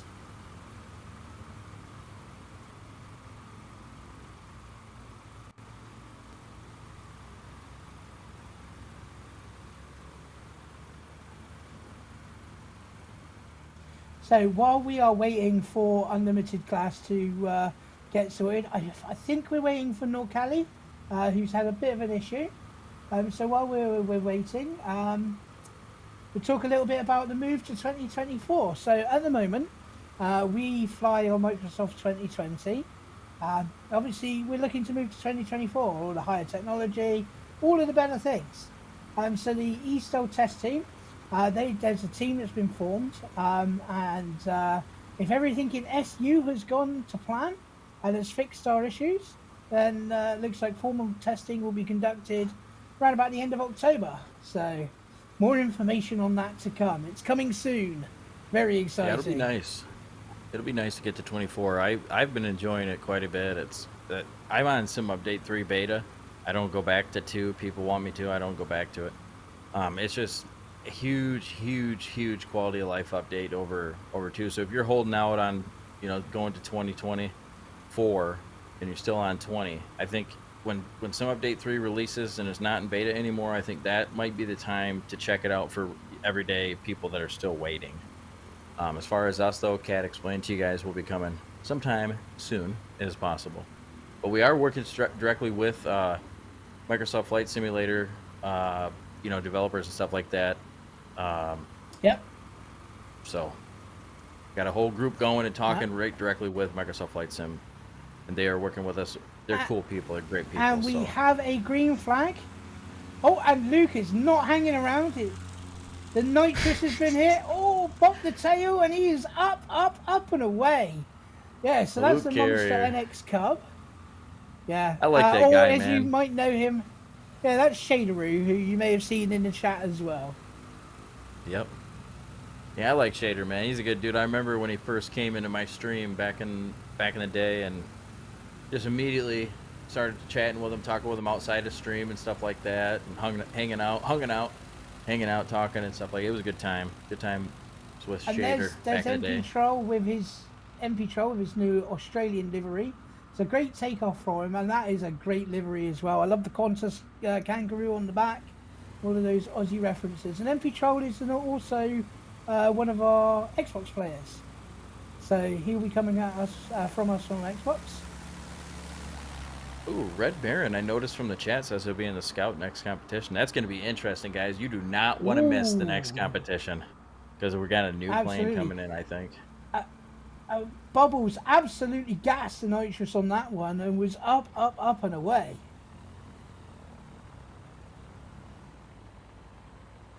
Well, it Right, looks so, like we have a so we've had little rivalry. It looks like Cedric is loving on the gravels that will beat the Kit Foxes. Cedric is not a Kit Fox type of guy, huh? I like the Kit Fox, but Wes there you just know. left the ground like it was like it smelt or something. And up next we have Norcali. I know he's been having a few tech issues, but it's good to see him on the line. What's been going on with Callie, Cat? Is it something Here he that goes. computer issues Oh, I think his or? power went out, but Oh, I think his power went out. Maybe it was sabotage. And well, he he's is in. up and away.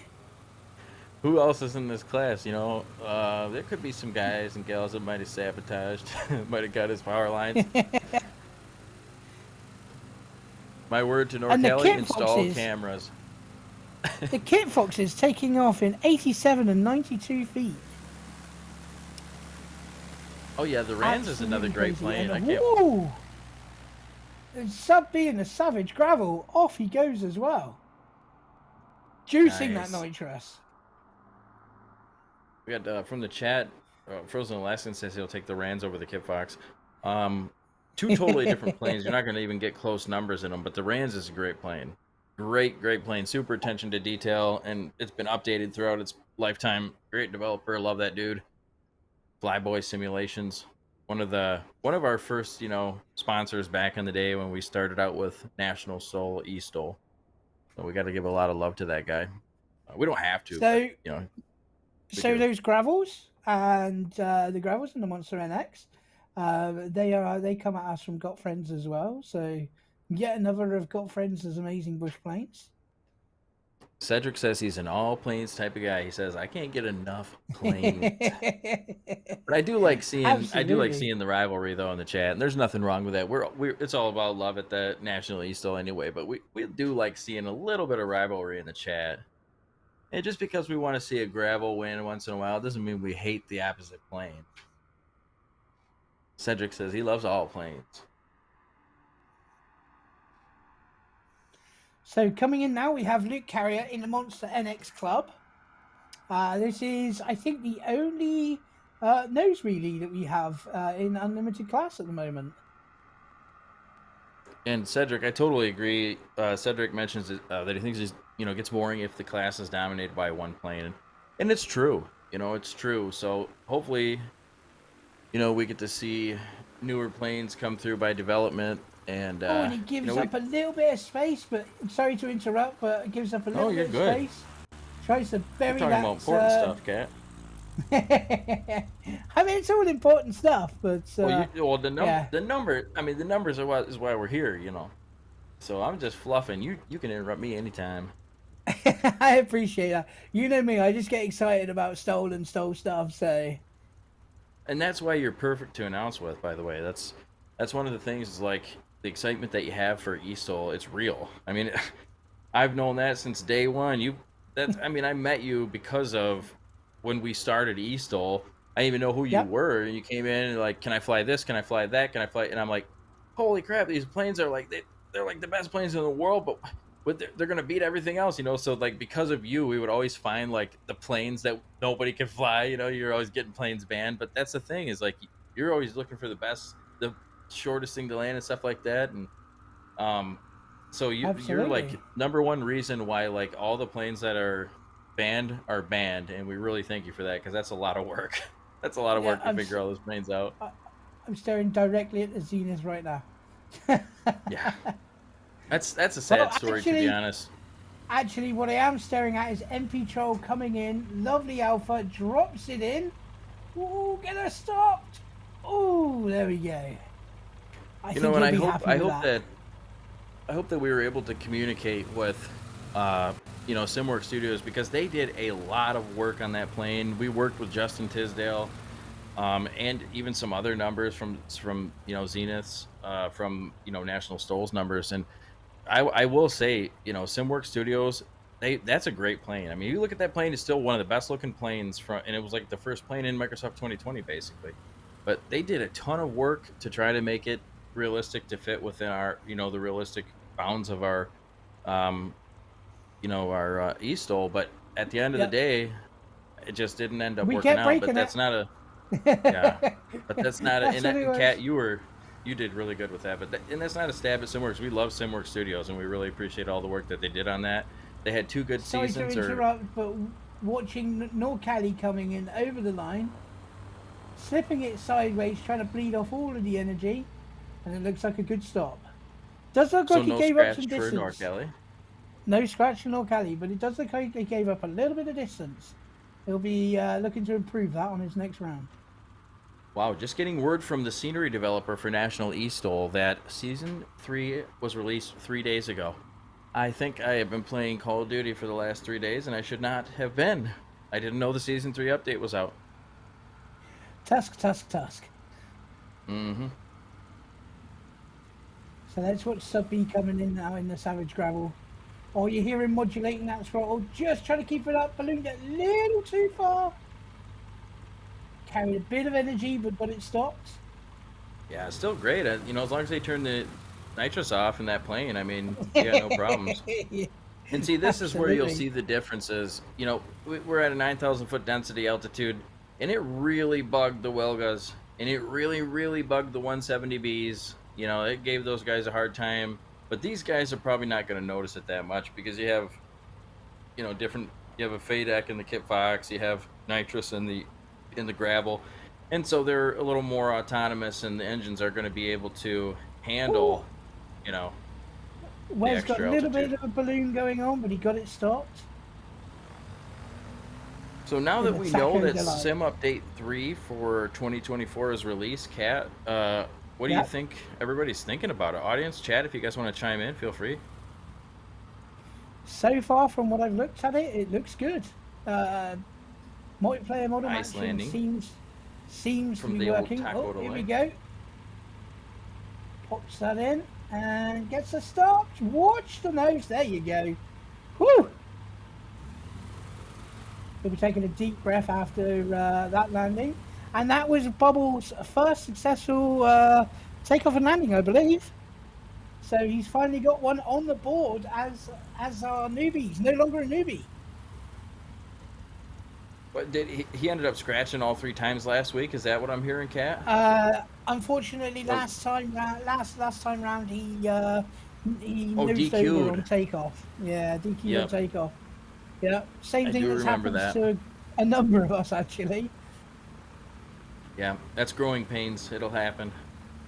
Yeah, it's very easy to do. That moment of your first takeoff it's a moment of stress for sure, but it's excitement as well. And then you leave a handbrake on, and then your face is in the dirt. Right. But he's had one round now, so he's I'm sure he's feeling a bit calmer in that cockpit now. Great looking livery, too, by the way. So we have Luke Carrier up here with the American flag, Americanliness. I'm pretty sure Luke screeches like an eagle as he flies past the camera. Yeah, I know he does. You can't hear him because his plane's too loud, but you know. He's got the eagle. Yeah, and I think he might have us on in the cockpit because he's waving his flaps at us, showing his stripes. That's right. He's listening to the broadcast on the kite. That's my kind of pilot right there. That's what I'm talking about. Absolutely. Shaderoo. Guys, don't forget to smack that like button on the stream. We are at 34 live watching just on the YouTube alone. We are live in other places. 34 on the YouTube alone and only 4 likes on the stream. So the like button, folks, is very easy to find. It's right in the middle of the screen. Okay, go down to the bottom of the screen, and a little to the right of that, you'll see a thumb. The outline So of we're a just thumb. waiting for the 7 competitors because we did have a go around. So we're just waiting for the competitors to get themselves lined up, and it sounds like Luke is powering up his suspension compressors, and away he goes. Oh, dragging his butt across the ground now, and up and away he goes. And now, if you don't like the stream, don't like the stream. You don't have to do that. But if you do like it, then like it, and it will help us get the word out for National STOL around to everybody. Because remember back in the day when you didn't know about National STOL and then somebody told you about it? Well, it's the same premise there. We want to get this out to everybody as possible. So please smack that like button harder than anything else you would smack today. And that's MP Troll up and away again. Looks like he's just clinging it into the air. Very nice, very smooth and controlled. You did see from him, you might see some different liveries. It's just an artifact of the simulator sometimes. Some of our camera people don't have the livery, so it will just default to a standard one. So here we go, Bubbles on his second round.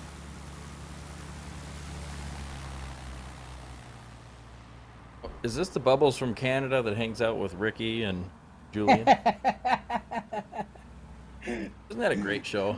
I don't know if they ever thought they were going to make any money off of that show, but it was a heck of a show. Yeah, I rewatched it recently. Actually, it's very good. I think you're the one who turned me onto it in the first place. But yeah, it's like one of those shows somebody turned me on to, and I like didn't watch it for the longest time because I thought, this thing looks, But then you start to see clips of it, and it's like, no way, I gotta watch this. It's like The Office. Delight, take it off. Woo! Oh, he might get a warning for that takeoff. It was seemed a bit spicy. You can get a warning if you pitch up too hard or look to be doing anything, or if your wings go outside the bounds of the runway. So. Well, the thing is, people in the crowd, if you're blowing their toupees off, I mean, you might get a warning. Absolutely. And here's no Cali. Oh, it looks like he went. It looks like he tried to take off before it was time. Got to touch back down again. And that's proof that if Norcali's touching it back down, then this is tricky flying conditions up here in the thin atmosphere of Pinedale.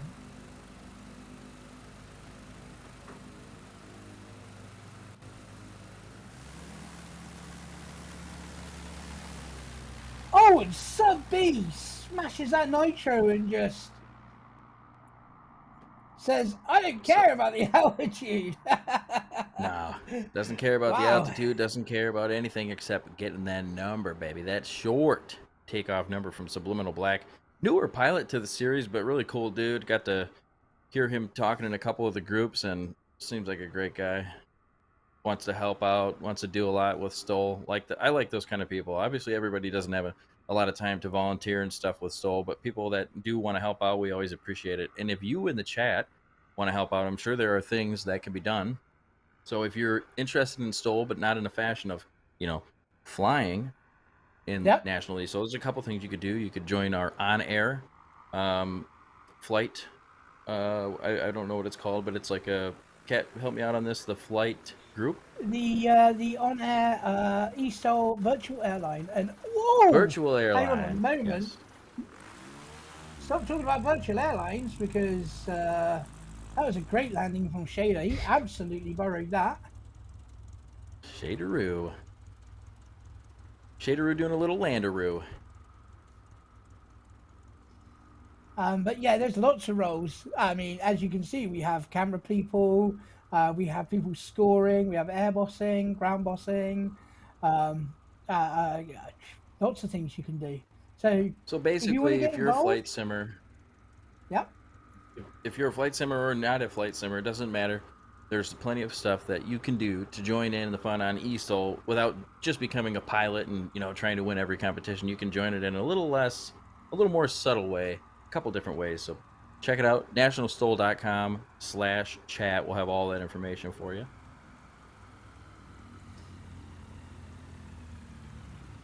Oh, and he's got it slow. He's dropped it in. He's held on to it.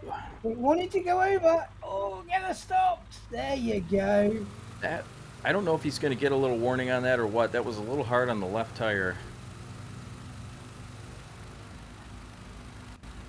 Oh, and we've got.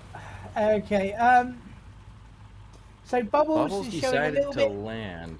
Yeah, showing a little bit of his inexperience there. Should have been a go around, and so he has been issued a warning there.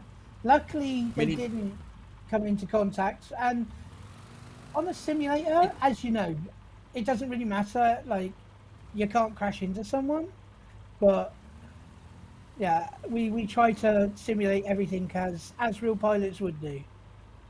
Yeah, and I mean visually he had the space. Newer pilot, visually he had the space, and maybe he thought he did have the space. But the thing is if he would have lost control on the runway, he could have ended up. And I mean, you're talking 10 miles an hour. Could cause a lot of damage. Could cause very severe damage. But the thing is you gotta go around in that situation. But no harm, no foul was done at this point. But we do try, like Kat said, to do the best we can. And enough about that, because Taco Delight just had a delightful landing. He had some tacos to attend to, so he said, I need to stop quick and I need to stop now, around 120 feet. Absolutely.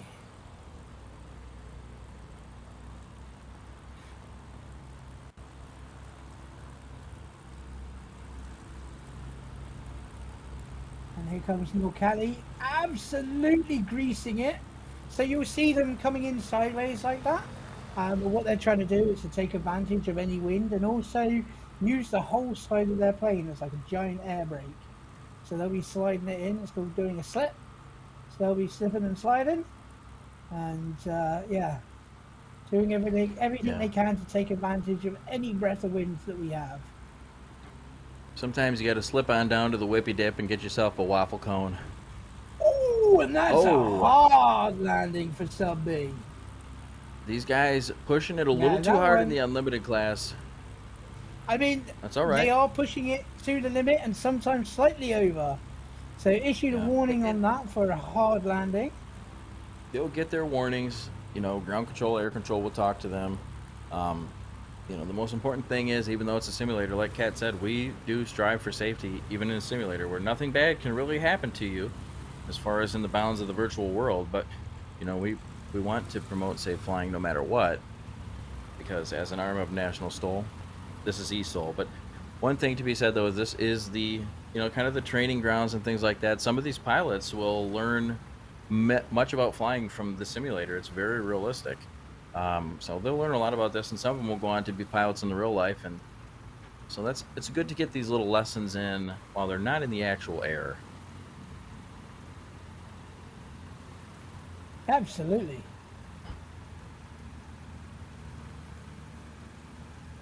And just dipping into the chat, we have a hello from southern Germany. So hello there. We have people watching from all the way around the world. So that's always lovely to see as well. So thanks for showing up. And don't forget to Absolutely. hit the Thank you for like being button. here.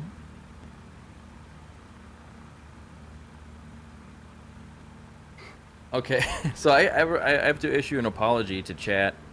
I just refreshed the YouTube, and I see that there's 35 likes on there. For some reason, mine kept saying 4 the entire time. I guess it doesn't automatically update. But so now we have more likes than those that are watching. Usually it's the other way around, but hey, you guys are awesome. Thank you for hitting that like button. Yeah, thank you very much. And Luke, stirring it up, getting ready to go. Oh, it bounces it in the air, seems to drag his tail on the ground for what felt like forever, and gets it up.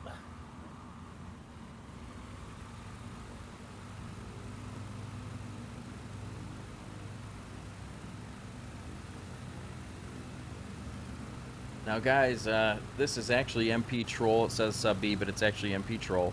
And just to show a little love over to the Xbox crowd, he was actually supposed to hold short, but that's going to have to be talked with by the air boss. But we do note that he was supposed to wait to get the scores fixed up. But either way, MP Troll flying on Xbox, one of our only Xbox flyers. It's insane because when we first started this, we had, I mean, if I had a mailbox, it would have been full of requests. When can this thing get on Xbox? When can this thing get on Xbox? Etc. Etc. But I will say this: it's nice to have it on the Xbox. We can get more flyers eventually for Xbox. I think we got 2 on Xbox in this class. Oh, there's 2. Okay, who is the other Yes. person? So I don't. It's MP Troll and Subliminal Black. Oh, Sub B is on Xbox. Okay. Yes, he is. Yeah, absolutely. I think that's part of the reason because Xbox users can't use the eSTOL tool, so their runs have to be judged manually. Unlike the amazing takeoff from the Taco Delight there, which will come through the tool, but theirs need to be done manually, and so sometimes it can take them a few extra seconds to get that done. Yeah, and I agree with Cedric P's sentiment. Get a PC already, but then after that, Xbox welcome with love. And it's true. Most people that start on Xbox, it's going to be a starting ground for them. Once they really get into the sim, I mean, if you want to try the sim, it's probably better to start on Xbox and see if you like it, especially if you have an Xbox, because not everybody's going to like it and be addicted to it like we all are. But when you get the bug, you'll get Absolutely. your own PC. Eventually, it happens.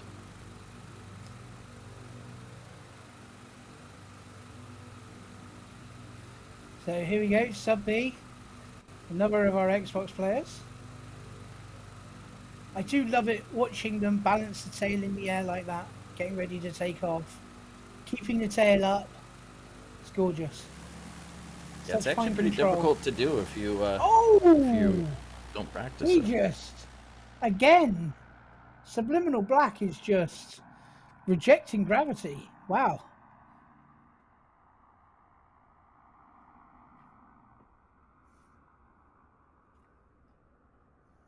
Yeah, it's like those hats that say "Not today, Satan" on it. Like, don't mess with me today.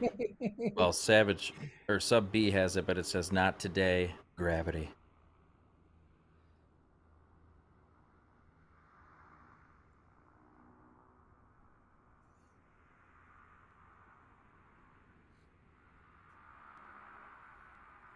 Yeah, NC So we mentions, have NC Ferrum mentions PC user here.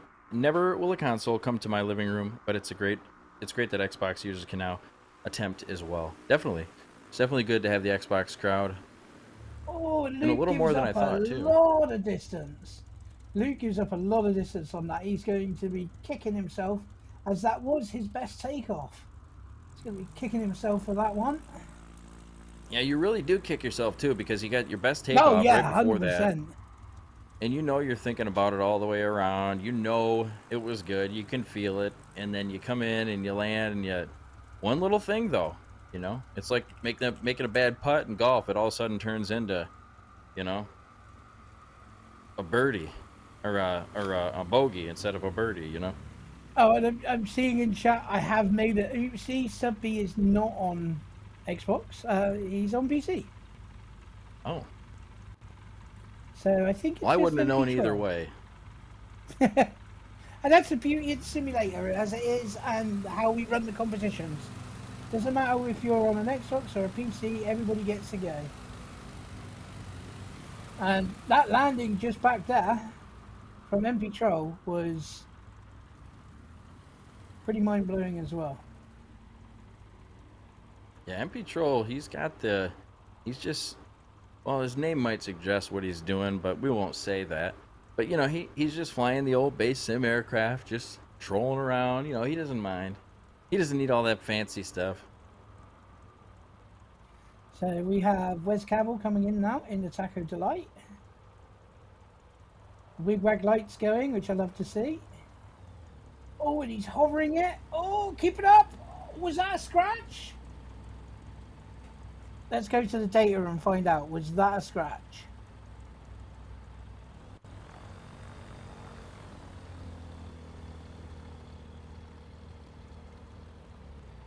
That is looking like he was over the line. Total distance 69 feet.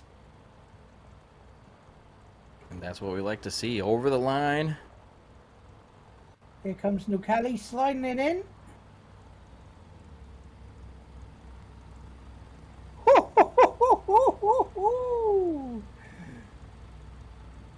These guys aren't messing around.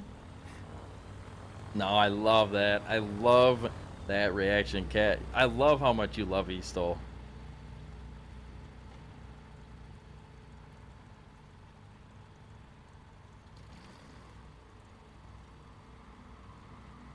I think It's crazy you've been around since the beginning, and you still have all the love for it that you did when it first started and more.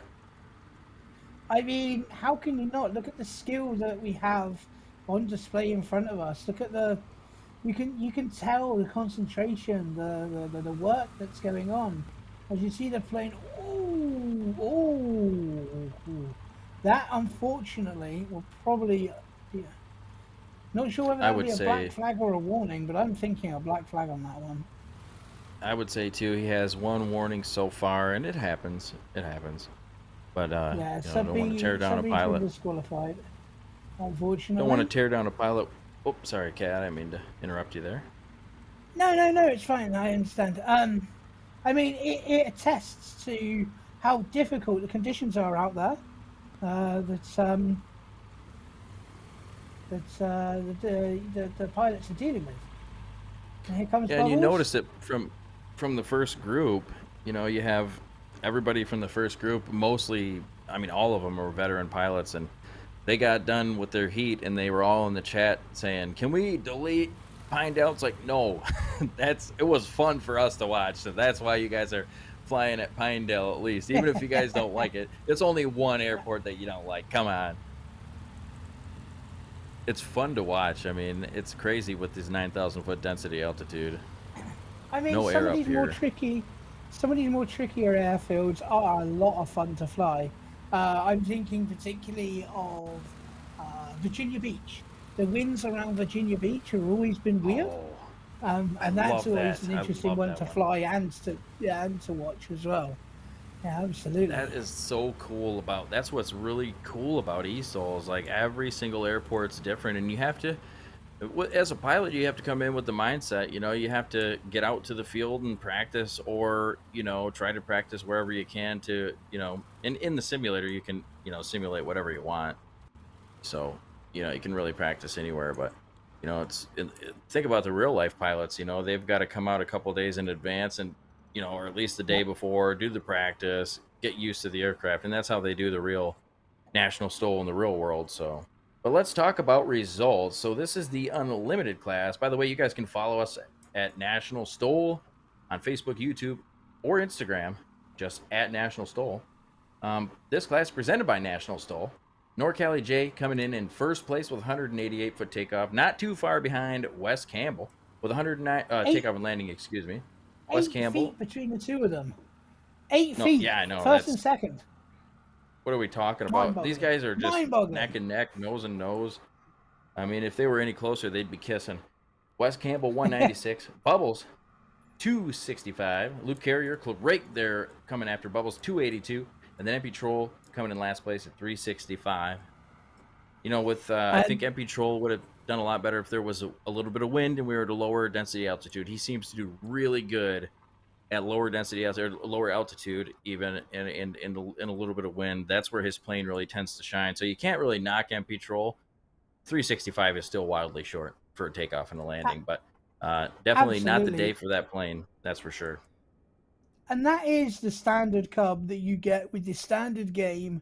It is as basic as planes get in the simulator, and yet he's still there rocking it and keeping up with the big guys on most places. Maybe not up here with no wind and no air, but yeah, most places he keeps it up with the big guys.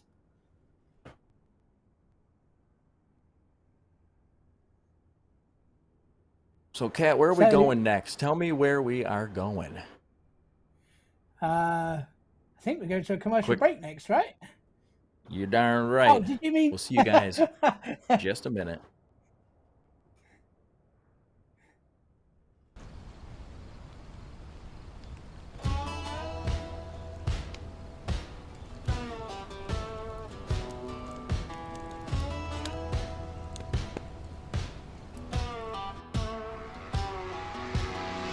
Out where the blacktop ends and the trees begin, I roll the throttle back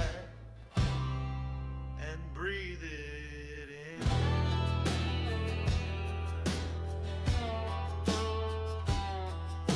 She don't care for comfort, she don't care for speed. She's built for the rough stuff, just what I need. No tarmac welcome,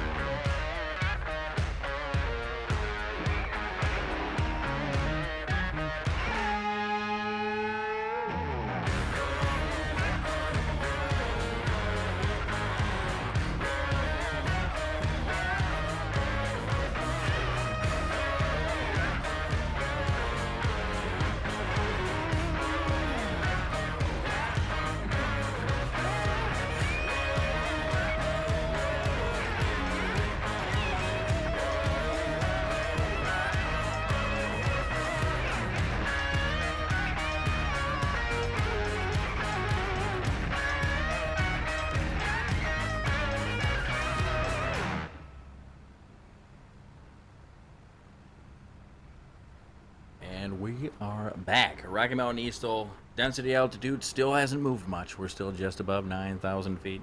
And looks like we're going to have the spec class next. And what do you know, Absolutely.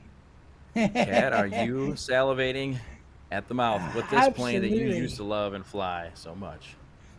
A little bit sad that I'm not flying it, but a lot bit happy that I'm going to be able to watch some amazing STOL from some amazing pilots in one of my favorite planes. And also, just to make life interesting, we flipped runways, so we're now going back the other way. So, how do you think this plane's going to perform here today? What are you looking for out of this plane today? What are you thinking? I mean, it's the zenith. It's going to be amazing. It's going to be high energy. It's going to be we're going to see nose wheels buried into the ground, and yeah. So up first we have MP Troll in the zenith, just like everybody. He's on the Xbox, followed by Bubbles, again, who third place in his second round is really good going. We have Little Black Rain Cloud Gaming, Byron Bowman, which I'm really interested to see how he flies a Zenith, and Cedric P as well in one of his custom liveries.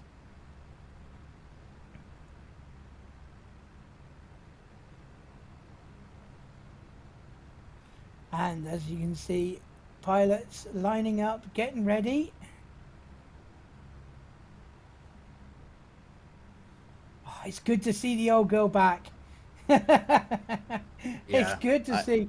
And a waggy tail on that one as well. I do love a waggy tail, and that one's got a waggy tail on there as well from MP Troll.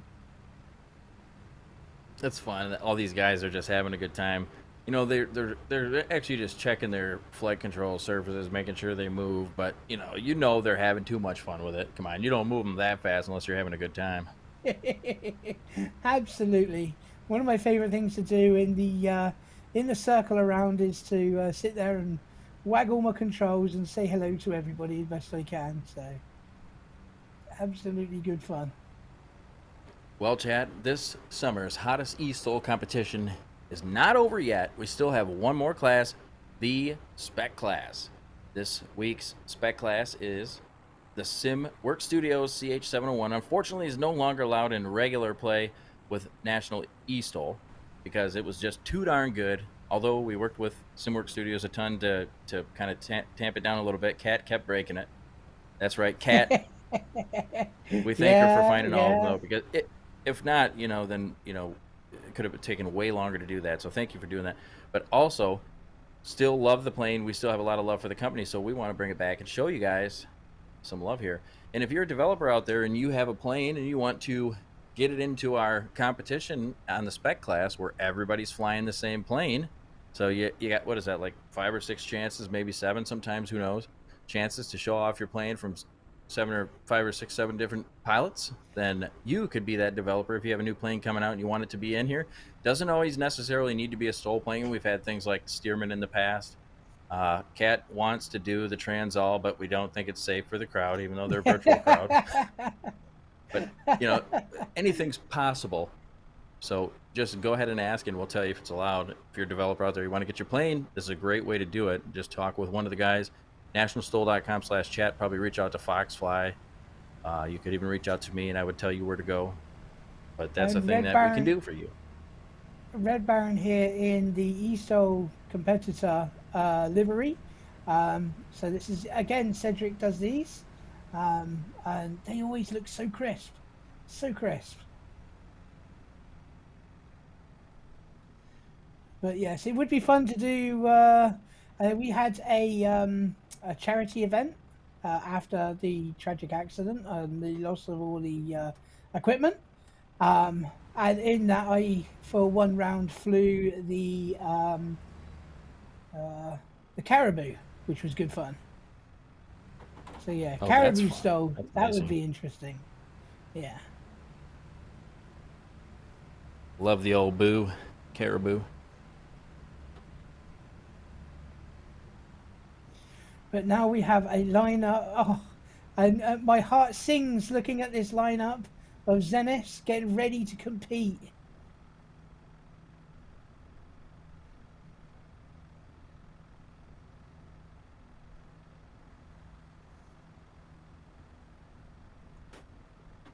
So Yeah, it's crazy. interestingly, Justin yeah, Tisdale's so no longer flying the Zenith now. He's flying I think the TL3000. So good for I think him. so, I yeah. mean, if supposedly that bush plane is really crazy. I watched a couple videos when it made its debut at or I don't know if it's a debut, but when it came to Oshkosh, and that's when I first heard about it. But Justin, real life STOL pilot's going to be flying that. I think he's flying it in competitions now. So we have a green flag. So the pilots are just getting ready to go. And in a moment, you'll see a little bit of, as it says on the wing there, extreme style. Everyone's just getting themselves lined up, ready to go.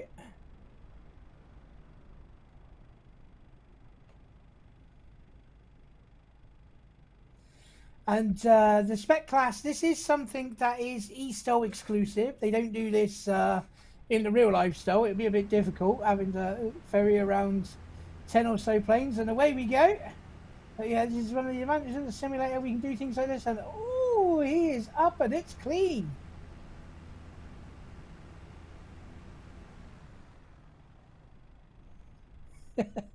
And Veritas saying, too bad Cat ain't flying, otherwise she would have already won. I mean, not necessarily, but That's the I thing would have about given it a Kat. good go. She would win many times, but if she didn't win, it wasn't because she wasn't trying to win. It was because she was trying really hard to win and maybe made one little mistake that cost her a scratch, etc., etc. But that's the one thing you know about Kat. She's always trying to win. And here goes Bubbles. And very clean takeoff as well. Nothing too Nice looking extreme. takeoff. Oh, does look like he picked up some wind and pushed him over. Yeah, interesting. What would be interesting to see? Can we get a race control to throw up the winds? We probably had them up a little bit ago. Obviously, we changed directions, but I'd like to go over that again, just as we saw that gust there. Oh, 9 knots at 367. So interesting. Winds were basically nothing earlier. They're picking up. This is live weather, by the way. This is what the weather is actually like here at Pinedale today. So if you were Absolutely. at Pinedale today, you'd be feeling the same weather. And lots of, I don't know if it's a side effect of the altitude, but so far these takeoffs have all been fairly controlled, fairly, yeah, no extreme stuff happening yet. They look really, they look really good. It's like too smooth almost. It's like you wanted crunchy peanut butter, but you got smooth instead. Look at that. That is almost like we're living in a Absolutely. simulation, folks. Great takeoff, though.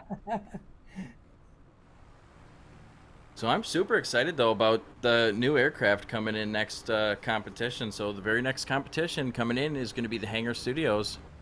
Lots and lots of hype for that plane, guys. It is huge. I am so excited about it. I've been flying it all over the place, testing it, etc., etc. It's finally we get a bush plane from Hangar Studios, and it is a doozy. It's the video we've been running from the commercial. Byron Bowman with a great takeoff flying the military livery, CH-701. But yeah, it is released, soon to be released in the marketplace and everything like that. But it will be entering the series. I don't know about next competition, but it will be entering soon. We've had a couple of bush planes released recently that have been very interesting. Yeah, I didn't know the Baz brothers were actually brothers. You mentioned that earlier, that CRZ Baz, or excuse me, the CRZ brothers. I did not know that they were actually brothers, but that's cool as heck. Yeah, so so they do have plans for that plane. They're looking to update it within the next couple of months. And one of the updates they're planning on doing is having a sports version. So not quite the Dan Reynolds special, but a sports version that's a little bit tuned up. and then later on in the year releasing the damsel. Oh, that's a lovely stall on the Ooh. line, and he's got it stopped. Oh, that was clean. He goes by the name of MP Troll, but that, friends, is no troll. That is a good landing from MP That Troll. is a great landing. That is absolutely a great landing. And it looks like we have Frankie in the chat as well. Frankie's one of the old-time friends of Soul. Oh, good to gotta see love him back. Frankie. Miss that guy. Yeah. Don't tell him, but I cry myself to sleep at night thinking about how I never talk to him anymore. So MP Troll's total takeoff and landing distance is 150. Wow. And now you know why we had to ban this plane. No, but seriously though, I mean, come on, we're at 9,300 some foot density altitude. It's like 98 or 70 degrees out. You know, I mean, hey, but either way, it's good to see this plane back in action. And it looks like we might have had a bit of a simulator issue with our next pilot. But yeah, that new plane though from Hangar Studios, guys, check it out. Hangar Studios. I think it's just hangarstudio713.com. But I'm trying to get a link to the chat for you guys. I think there's a link in the chat. Oh, Fox, good. Okay. Pete from Fox Flyers put a link in the chat. So there we go. We've got a Awesome. link Thanks, there Pete. in case you. I do really like it. As you can see, I'm a fan of sort of squarish, boxy looking planes, and it's a squarish, boxy looking plane. Yeah, and it's cool too because there will be, you know, probably a future where we see more Hangar 713 bush planes and more bush planes in general, and then, you know, you've got the CRZ Talking plane. of watching Ooh. Cedric, bringing in a lot of energy in, a lot of horizontal. Needs a little more vertical on that, and that was LBR coming in. Sorry, my mistake. Just a little lag on the little name thing down there. Sometimes it happens. Yeah, I think we But also that had was a go around, which just confuses matters even more. Yes. And now, obviously, we want them to go around if they need to, but it does confuse things a little bit. Oh, and a scratch. And is that red? Is that red Baron in that one? Scratch and red Baron. That's unfortunate. Easy to do in the Zenith. Very easy to do. There's no stall horn on that. In fact, the only warning you really get of stall is increase in wind noise. So you need to keep And a little tickle in your stomach. Yeah. And drops over the line, carries. Oh, there you go. He buries that front wheel in. There you go. And that's how you do Once that. he landed, it was like slow motion. You know, carried a little power into it, but. So that's one of the good things about a trike, is obviously you can just you can just absolutely hang on those brakes, as long as you're keeping things straight. With a tail wheel, you got to worry about that nose coming up, your nose going over.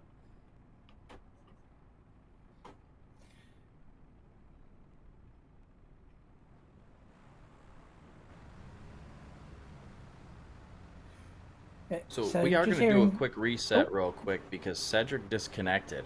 So he had an issue with his internet popped out, SIM popped him out or something like that. So we're going to do a quick reset. So guys, don't go anywhere just yet. We still have quite a few more landings to watch in this blast from the past in the unlimited class, or I mean the spec class. Yeah, I've got to say, seeing the cockpit view again, it just makes me feel so nostalgic. Yeah, and speaking about nostalgic, something.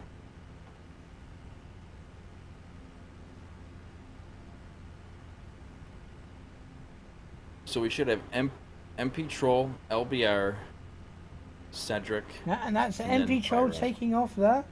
Looks like his takeoff was a little longer than before, but still very competitive.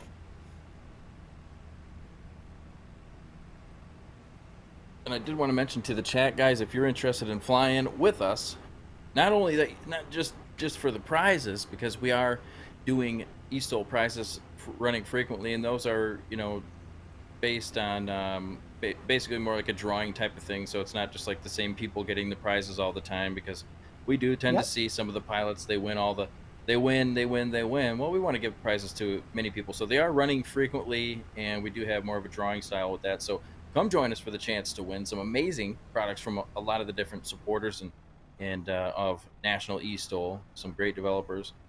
And another thing I wanted to mention too was, we talked a little bit about this earlier, but the everybody's asking, when are you guys going to 2024? When are you guys going to 2024? Well, the good thing is that we have handcrafted sceneries that look just as good, almost as Microsoft Flight Sim 2024. There are a couple things like obviously the little flowers and the grass and stuff, but for the most part, our sceneries are handcrafted. But we still do want to get to 2024 because it's not all about the scenery. So we are working directly with Microsoft Flight Sim community team. We have Foxfly kind of taking the lead on that. We're all in a group together, but he's doing a lot of the work on that. So it's good to see we're getting that taken care of with the help from Microsoft Flight Sim. And you don't hear about that often in video games where the developer works with some third-party developer, or et cetera, like that. And we're not even really a developer except for our airports, but it's really nice to see them working with us, and we want to just say thank you to Microsoft Flight Sim for caring about eSTOL, caring about the community that they serve in Oh, general. They really do. So sorry to interrupt you there, but it looks like he almost touched back down then, but I think he saved it. I'm looking at the data at the moment, and yeah, it I looks thought he hit like too, but then I was looking at the Grafana, and it doesn't look like he hit again, as far as I can tell. Is that what yeah, you're it seeing looks too, good. Cat? That he did not? That's what I'm Yeah, good. seeing. That's what I'm seeing. It looks good.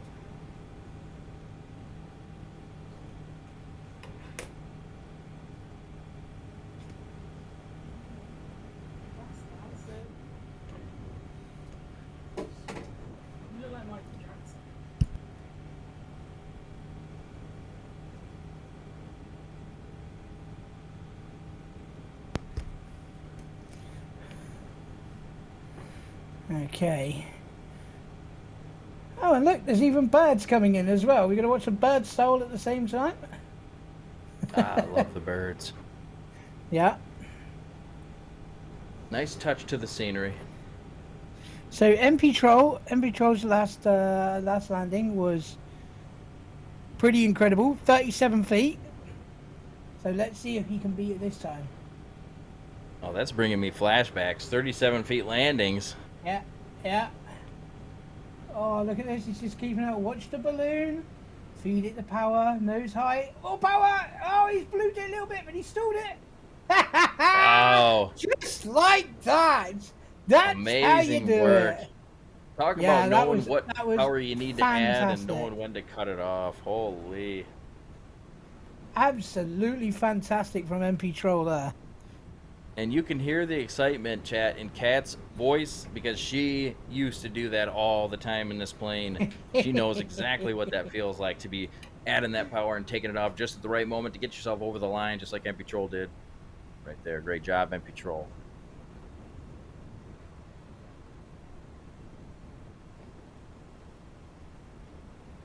Okay, so we see bubbles coming in now. Give up a little bit of distance. Oh, and a bounce, I think. Oh, no, maybe a go around. Could have been a bit of an unsafe approach, so that is a good thing to be doing the go around on unsafe. At any point you think you're going to make a mess, best thing to do is to get yourself back in the air, go and give it another go.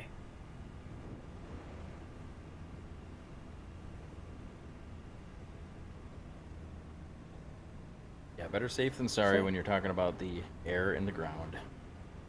Absolutely. So LBR coming in now, nice and slow. I can tell you he's probably doing about 25 knots. Just feeling it out. That nose goes high. You're just keeping it off. Oh, keep it up.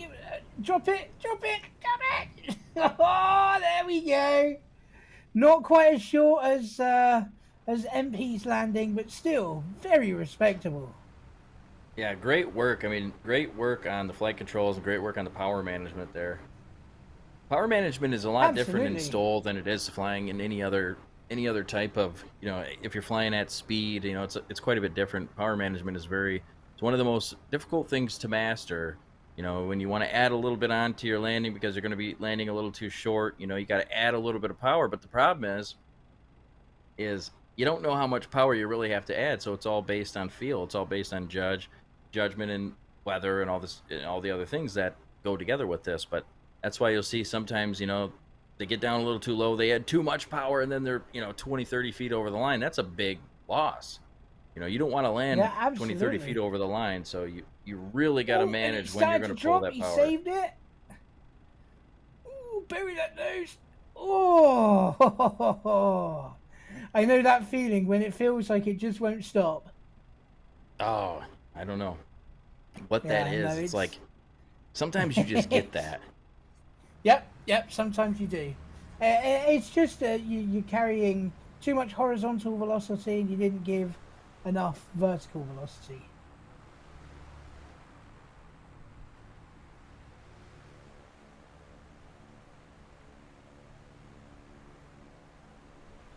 So we have one of our other competitors who was having a problem taxiing background to rejoin the line. And wasting no time about it, he is on the beeline.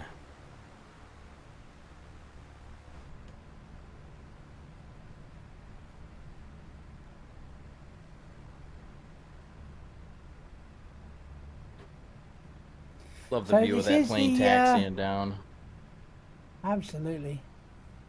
So issues like this with disconnections and things like this, is this just all part and parcel of you know, operating within the simulator? And it can be very taxing on the pilot as well. I mean, I for one have suffered from a tech problem or two, and when it all feels like it's starting to go wrong and it's not in your control anymore, it's yeah, it can get those stress levels up. So I can That's when you imagine in the, cue the. Go ahead, Kat. yeah, I imagine when he was taxiing and oh, good takeoff, keep it up. Sometimes that's the hardest bit. Keep it up, keep the power, drop your nose Yeah, there slightly. we go. Oh, he did it. Oh, that's as close as you get. Yeah, that's a I don't know. classic Zenith takeoff there, because when you initially bounce it off the mains, quite often it will come up, but then it wants to settle down, and I've had a couple of times where it's settled back down on me. So Yeah, yeah, and it's it's tough to deal with that yeah, because you feel absolutely. like But you've he got did. it, and then you just back down. Oh, and it looks like Bubbles might be having a bit of a technical problem, and that will be a black flag from him. So he'll be I don't. back to Uh, the stands. Unfortunately, I think maybe he caught a gust of wind under that wing. I think they're I don't getting a know. I little mean, bit of a that's like crosswind. almost like for a second there, it almost looked like a disconnection where like whatever input he was holding at the time just kept on going because he disconnected. But I don't know for sure. We'll have to find out. But if MP Troll keeps Quite this up, possibly. I'm gonna have to say he's gonna have to change his name because he's not trolling today. All right, 130 feet total. Not even close as second place. Oh, I and mean, a well, warning issued and an aborted takeoff for LBR. Seems these I wonder pilots are struggling to. did somebody tie a cable across the runway at the end there or what? What's going on here? I'm I not mean, sure. These pilots are struggling to wrangle the tricky little Zenith. It can be a handful when you're on the ground and on takeoffs and landings. Those moments where you don't have enough wind under your wings, and enough wind also going over your tail to keep control. It can be difficult. He's up. Does he stop it from touching down? Oh, I think he touched back down. Oh, definitely. yeah, that's a touch back down, and unfortunate. So yeah, they're really struggling with the wind conditions out there at the moment. I wonder, yeah, I wonder if it's just like dying down at that moment or something. But you know, this is when these times are tough times, but it's when you cue the Carrie Underwood and you say, Jesus, take the wheel. Absolutely. So yeah, looks like our spec class is really really chewing through them today. Oh, Cedric did mention his internet crashed. I was gonna say it looked like what he was holding. He was holding inputs, and then all of a sudden, he was gone, but the inputs were still there. You know, so he couldn't make any further inputs. And sometimes it'll lock the input like that. It's what it seemed like, and I think that's what happened. I think that was Bubbles, not Cedric. Cedric was in the previous round. Cedric. Oh, okay. Maybe Cedric is talking about. previously. He may be talking about Bubbles' internet to be Quite as to guess. possibly. I don't know. But here we go. MP Troll currently showing everybody how it's supposed to be done in the Zenith. Doing an amazing job. Dealing with these very tricky conditions. And yes, you can see the wind. Oh, and the wind just dropped out from under him. And he is scratched. Scratch. Ah, that's pushing it too hard, you see? Absolutely pushing it too hard, and she'll just drop out from underneath you.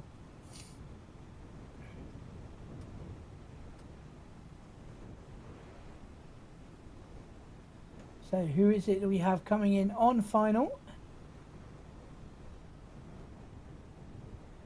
Yeah, somebody called Ted think Nugent this because is- it is a cat scratch fever out here today, folks. I think this is Red? Yeah, this is Red Byron coming in. Byron Bowman, like that name. It's a solid name. Byron Bowman. Yeah. From what is I'm Byron Bowman, seeing and I in the approve chat, this message. MP Troll is saying that we got a bit of a tailwind, so that'll explain why they're struggling. The Zenith hates the tailwind, absolutely. So that'll explain a lot of the difficulties these guys are having.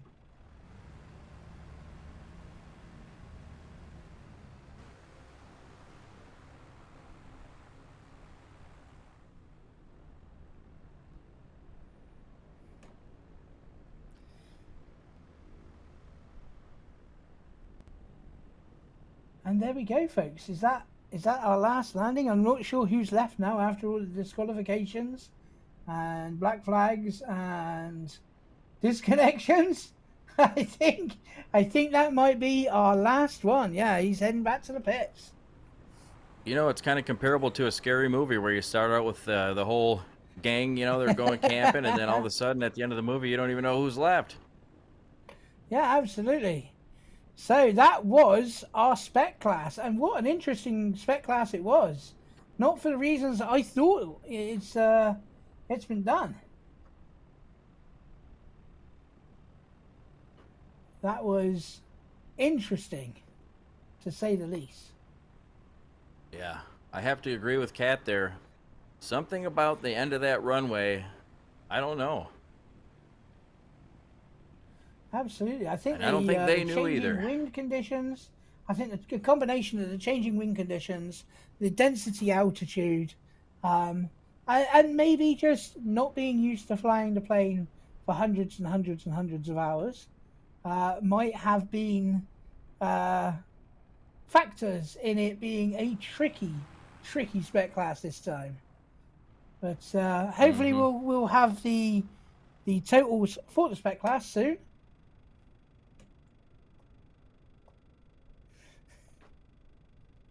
And race control confirmed the totals are coming in there for spec class. So we're going to find out through the chaos Yeah. who is left. MP Troll with So- 130 foot best run. Bubbles with 179 foot best run, second place. Byron Bowman with a 212 coming in last place. LBR Gaming with 234. So it's official, folks. MP Troll sending that $10 to Xbox to get his name changed to MP Serious because he's not messing around today. And Bubbles as well. Bubbles, our new guy, coming in and showing us that it doesn't matter if you're new, and being a great advertisement for people to come and join us on Well, that's a really good point because /chat. you know, you look at last week. Last week, I think Kat was mentioning that he had crashed or didn't crash, but disqualified on the first round, and then Yep. this week he comes in and you know he's able to And do ju- it. So Just before we go, I just want to say thanks to NC, who has gifted a membership in the chat. That's really great as well, so thank you for that. So Rocky Mountain STOL, that was interesting. That was good fun. Yes, Yeah, I think it'll be absolutely. nice to come down from the altitude as we head off to our next place. Yeah, it's crazy that people can live at altitudes higher than this too. You know, you've got people living at like 14,000 feet. I think is like one of the highest altitudes that people live consistently. You know, those people get used to this oxygen, but unfortunately today some of the planes couldn't get used to the lack of oxygen, but some of them did. So great competition, very interesting. Always to be flying at Rocky Mountain STOL. Again, thanks to the sponsors, everybody that helps out from sponsorships to just partnerships and things like that, helping out eSTOL. We Absolutely. help out the brands. We love all the brands that we work with, So and so just a quick check them out. mention of those. Just a quick mention of those at the moment. Thank you to On Air, Hangar Studios, Got Friends, CRZ Studios as well. And yeah, very excited.